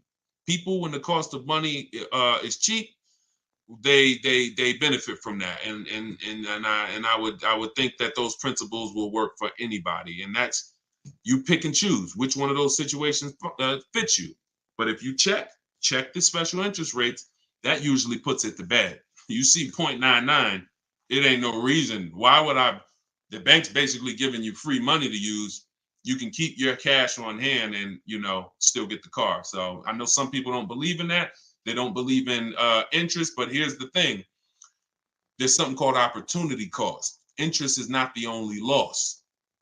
When you're talking financially, opportunity cost is important. When you put 30 grand in a car and it gets you, we already talked about this. Cue up the next question, Dolan. Depreciation curve. When we start talking about financially making decisions, a lot of people see, if I put 30 grand cash into this car, what is my cash worth in 6 years? $30,000 car, what is it worth in 6, 7 years, y'all? 12, 10. So what's the return on that cash? It's not even positive. It's not even neutral. It's negative. So these are all the things that it's like, okay, you go over that, what I just said over the last 6, 7 minutes, and you choose what makes sense for you. But I'm never going to give you one size fits all formulas. That's what has failed you. Always do this. That's what has failed you. Go ahead. All right, this one's from TikTok. What's the best way to purchase a car once lease is over? Why would you want to? All you're doing. All right. Let's talk about buying our lease out. And I'm going to keep this quick because some of you know that I'm adamantly against this unless you're keeping the car 8 years. Because sometimes we look at our leases, right? And we say, oh, it's, should I buy my lease out? Here's the question. Should you lease again or should you buy a used car? When you are buying your lease out, all you are doing is buying a used car. That's it. When you look at it that way, it's going to become more clear to you. It's your car. You don't have to go search for it. You do need to make sure it's a great price relative to the market, but that's all you're doing, buying a used car. So the question becomes, should I buy a used car or should I lease? And when you realize that the 8-year rule, breaking it, is going to continue to lose you money and put you in negative equity, you won't buy your leases because you don't plan to keep them again for another 8 years. I'm going to tell you how I found this out to be horrible. Guy walks in the dealership. I'm looking at the car that he has. He says, okay, I'm looking to trade this in, get me something new. So, okay, how many years old is that? About 5 years. Okay, cool. How long you had it? I had it since it was new. Okay. All right, you know how much you owe on it? Nah, I don't know. Now, that's not a good sign, because if a person tells you they've had a car for 5 years, and they've had it since it was new, wouldn't you think it was almost paid off or paid off, right? If that makes sense, type of dollar sign. If a person said, you saw them, they're like, yeah, I had that car 5 years. I bought it. I've had it since it was new. Shouldn't it be almost paid off or either paid off, right? So when he said, I don't really know what I owe, I was like, okay, no problem. We'll call the bank. We'll find out. All right. So I have the used car manager look at his because everyone who's in this position, I'm going to tell them about leasing.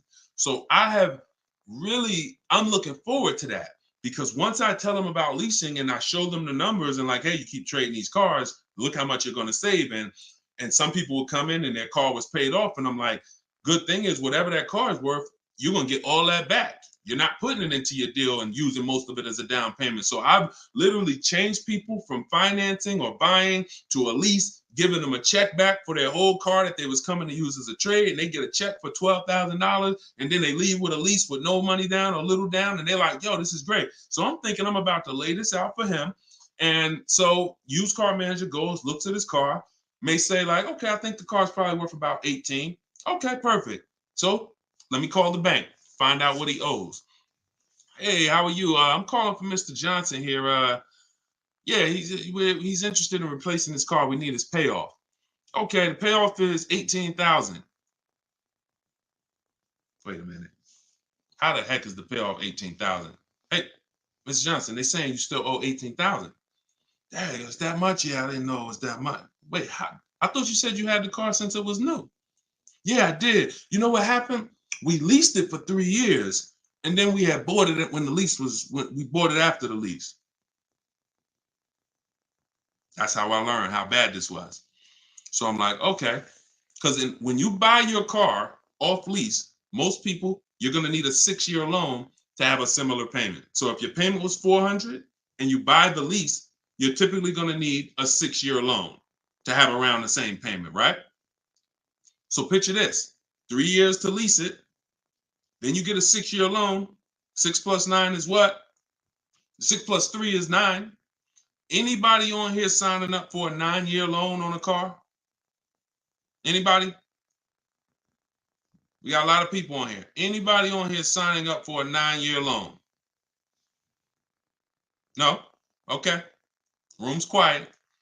So we've never signed up for a 9-year loan. Look, she said, heck no. Right. We never signed up for a 9-year loan, 9 years of payments on the same car. Yet when we buy our leases, this is what's happening. So you look and say, all right, you bought your lease, you put 6-year loan, so you leased it for 3, then you paid it for another 2, that's 5. Now you're tired of it. Yo, man, I've been in this car, let me go trade it. Problem is, you still have 4 years left of payments. That's why buying the lease is horrible. One situation where it makes sense, if you're keeping it 8 years. That's it. If you're going to keep it another 8 years from the day you buy it, then potentially go ahead. Because all it is again, buying a used car. If you said, Deshone, should I buy a used car or lease? How many years you keeping it? I'm keeping 8, 9. Buy the used car. Don't lease. So preaching the truth. Thank you, Kevin. I'm glad, man. And hopefully these stories will stick in your head. So when you encounter these situations, you know, when someone says to you, hell, man, I'm thinking about buying a lease, you'll never forget the story. So this has nothing to do with getting the best deals. This has everything to do with having the best deal structure. So I'm glad that clicked. Go ahead, shoot the next one up, Dolan. Oh, I see we already been on for. All right. We'll do a couple more. I'm trying to get through them as quick as possible. Y'all, if y'all like Deshone, I love to know everything you teach of how you shop for cars. Everything I teach is in a step-by-step way. In my digital book, Car Shopping for People That Hate Car Shopping, 7 Steps to Saving Time, Money, and Avoiding Dealerships. Everything we do is a bid. We're buying cars and leasing cars in 90 minutes, 60 minutes. When you get good, you'll be able to do this in like 45, 60 minutes. You never spend more than 30 minutes in a car dealership. You're at home. You're the prize. You're getting bids. You're no longer negotiating one-to-one where you're in a losing position. When you're getting bids, you're in the winner's position. So you can get your book for 75% off as part of our launch. Said we want to do 75% off. It's normally $97. In my TikTok bio, you can grab yours. It'll be in your inbox. And some people say, before I get to this next question, Deshone, is it in print? There's a lot of reasons when you use it, you'll see there's no way this book could have been printed. One, things change. Vroom was one of the companies that we used to use for bidding. Vroom's out of business. if we had 100,000 books out there in your houses that you all paid for, now it's like, okay, what do we do, y'all? That's obsolete. Now that's when you hear people say, hey, you need volume 2. I know just 6 months ago that I asked you and told you that I was going to solve your problem with volume 1, but that's no good anymore. Volume 2, get it today. We're not doing that. And there's nothing against them because, again, they did what works, but we didn't want to do that. I wanted to be able to update this book on the fly. What I did when Broom went out, I updated the file. Everyone's book was updated. And there's also links in there. There's links to videos. Like I said earlier, you have my scripts in there. That was all stuff. You're going to be copy and pasting this. There's no way I could have did that in a physical book at all.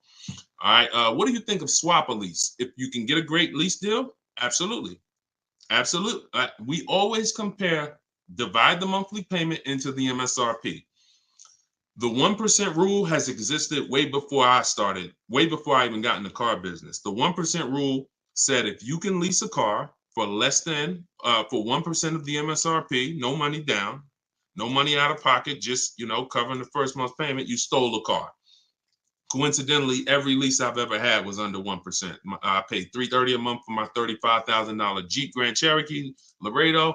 I paid $325 a month for my Infinities, then $345. Then my highest one was $390, and that was a $45,000 vehicle. So these are under 1% leases. In order to get 1% leases, you need to shop multiple offers, but you also need a great lease program. So what we always say is under 1% is a steal. You'll see there's 3 categories of leases. Steals, great value. Those are under 1%. Great deals. Those are between 1% and 1.5%. And then where it's time to chill, over 1.5%. You're paying too much for a car you're giving back. So if I was taking over someone's lease, I'm judging it by the same thing. Leasing is a value play. How much car can I drive for that payment? It's the ultimate way. The lower that percentage is, the more you've leveraged your money into a great car. So yeah, I'll check swap a lease, definitely. Go ahead, shoot the next one up, Dolan. This one's from TikTok. Can I sell a leased car? Who didn't know you could sell a leased car? Type me. My cousin left me his 2020 Toyota Highlander with 2,000 miles, so I need to get out of my lease. I don't need 2 cars. Okay. Equity assessment. Call the leasing. Matter of fact, I'm not going to repeat it because I already talked about this at the beginning of the broadcast. So after the broadcast, go to the YouTube page. You'll see it. I think it was either the first or second question. So within the first 10 minutes, I talked about how to do the equity assessment. You're going to follow that process. And this is all in my book. If you're like, Deshone, I don't even want to watch the video. Is that in the book? Absolutely. Because everything I'm teaching you is out of 1 step in my 7-step process. So the equity assessment is step 2. After we decide leasing versus buying, that's step 1. That's the most important question. Foundation of your car deal is, did I lease when I should have leased? Did I buy when I should have bought? Once you pass that, now if you have a car to replace, you need to do an equity assessment to see, do I have equity? Am I at a break even, which means I can get out? I'm not going to make any money, but that's fine. I can get out. Some people got a lease. I could get out the lease early. You technically can't do that because you're breaking a contract, but if you can sell out and break even, then you can get out early. Or do I have a negative position in which case I can't get out early?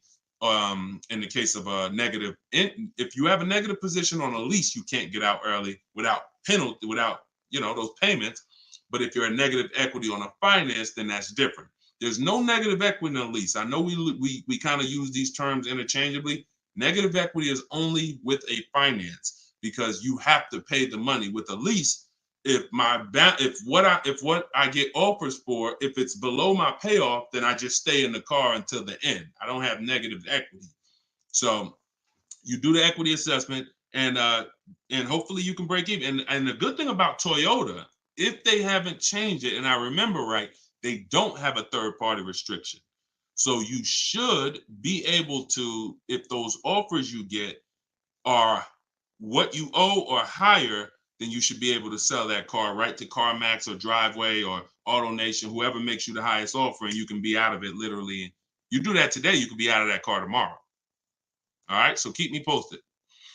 Go ahead, shoot it. See, we're over an hour, and I know Dolan. We always try to keep the shows an hour, but it's like the questions start rolling in, and it gets good. Go ahead, shoot another one up, Dolan. We'll wrap in a second. Facebook. When you go online to build and decide on needs and wants, you look at the cash price, not the lease price. We don't look at any price online. Pay no attention. Nothing online is a deal, y'all. No commercial. I don't care what you see. Deals are like this. Hey, look, this is their offer. Look, this is what we gotta. Can we do it? What? Can you get them up any? Like, will they come up any at all? Nah, man. They said that they made this, and it's like, shoot. All right, let's see if you get another. Can you get another $10? If you get another $10 a month out of them, just take it. If not, then do the deal. That's a deal. You don't repeat it. You don't. I used to have to tell certain people, when you got a real deal, hey, when you come back, I'd love for you to send me friends, family, but don't tell them what you're paying, because I probably can't duplicate that, honestly. That's a deal. The whole opposite is what they advertise to you. Deals are not advertised. Deals are when the dealer makes little to no money. Little to no money. That's a below market deal. If they're putting something on a commercial, that means the dealer doesn't mind if 80 people come in and get that offer this month. You have the money down? Yeah, I want to pay the $460 a month. Okay. You have the money down? Yeah, it was $3,400, right? Okay. What about the taxes and fees? Because that's small print. All right, how much is that? That'll put you probably about another $3,200. And then I could be at that payment from the commercial? Yeah, definitely. Okay, let's do it. That's not a deal. That's not nothing special. We didn't mind making that. Come on, if that's what you want. So if you want deals, you got to understand. Don't look at commercials. Don't look on the internet. Oh, this deal is advertising this. Deals are not advertised. Let that set. All this marketing that has worked on come at the end of the month. Imagine being in a business where your customers were trained to come at the end of the month. Imagine if you had a pizza shop, a car wash, and that happened. You knew that the industry was so good at marketing that you knew the last 3 days of the month, your car wash is going to have lines around the corner. That's marketing. So dealers make deals when they're like desperate. I want to see. Nobody's here. So don't pay attention. Don't pay attention to that. Just follow the process. Oh, I see you got the book. Just follow the process. If it's not written in there, Ty, don't add to it. Don't add to it. If Deshone didn't say, go to this website and look and then write that down, don't do it. The whole purpose of why I wrote that book in that way is to take the guesswork out of it. If you find yourself like, okay, what should I do here? All right, I'm going to do this. You're probably off my path, because my path is very rigid. It's like a McDonald's system. You hear that beep, the nuggets are ready. Oh, don't change it. And then you'll get the results. We call that trusting the process. Great question. All right, y'all. We just hit an hour and 10 minutes. Y'all, I would love to do this all day. We are going to continue to do these broadcasts. Once the questions start coming in, I don't want to discount any questions. So I wish some questions I could just answer in 30 seconds. It's not possible without me just cutting it short and then you not getting the value out of it. So we try to get through as many as possible. For everyone who wants everything I teach in one place, you can get everything in my social media videos. But I think what you understand now from being on the broadcast is there's lots of different situations. So when you're moving through my social media videos, you're saying, oh, he's talking about leasing here. He's talking about buying a used car here. He's talking about banks here. He's talking about high mileage here. All right, that means I got to try to piece this together myself. Same thing with the broadcast here. If you're like Deshone, I want everything in one spot, step by step, it's all in there. Leasing's in there. The high mileage paths are in there. The new car purchase paths are in there. Used car purchase paths are in there. And step 7 of my book is delivery. So you shouldn't be thinking, oh, I'm gonna read the whole book, then I'll start shopping. No, it's action guides. It's essentially a big checklist. Do this, do this. By the time you get to step 7, you should be picking up your car, getting ready to have it delivered. So that's the way it is. You don't take a quiz at the end. The quiz is if you did it right, your car's on the way. So everyone can get your book for 75% off as part of our launch. It's in my TikTok bio. Grab yours, use it, and please make sure you email me your deal. As soon as you make your deal, send me an email. Deshone, check this out. I don't want to see just the car you got. I want to see the price you paid. You're going to have price assurance, and I'm happy to be on this journey with you. So get it in here. I'm going to send this link. I'm going to type the link one more time for you guys here on Facebook and YouTube. In case you missed the countdown, I just typed the link. You can grab it there. TikTok, Instagram, it's in my bio. Click that website and then click that button that says 75% off. So until then, thank you, Ty. Great questions today. Great questions. All the questions were good. And I'll see y'all on the next broadcast. We'll keep this going. God bless y'all.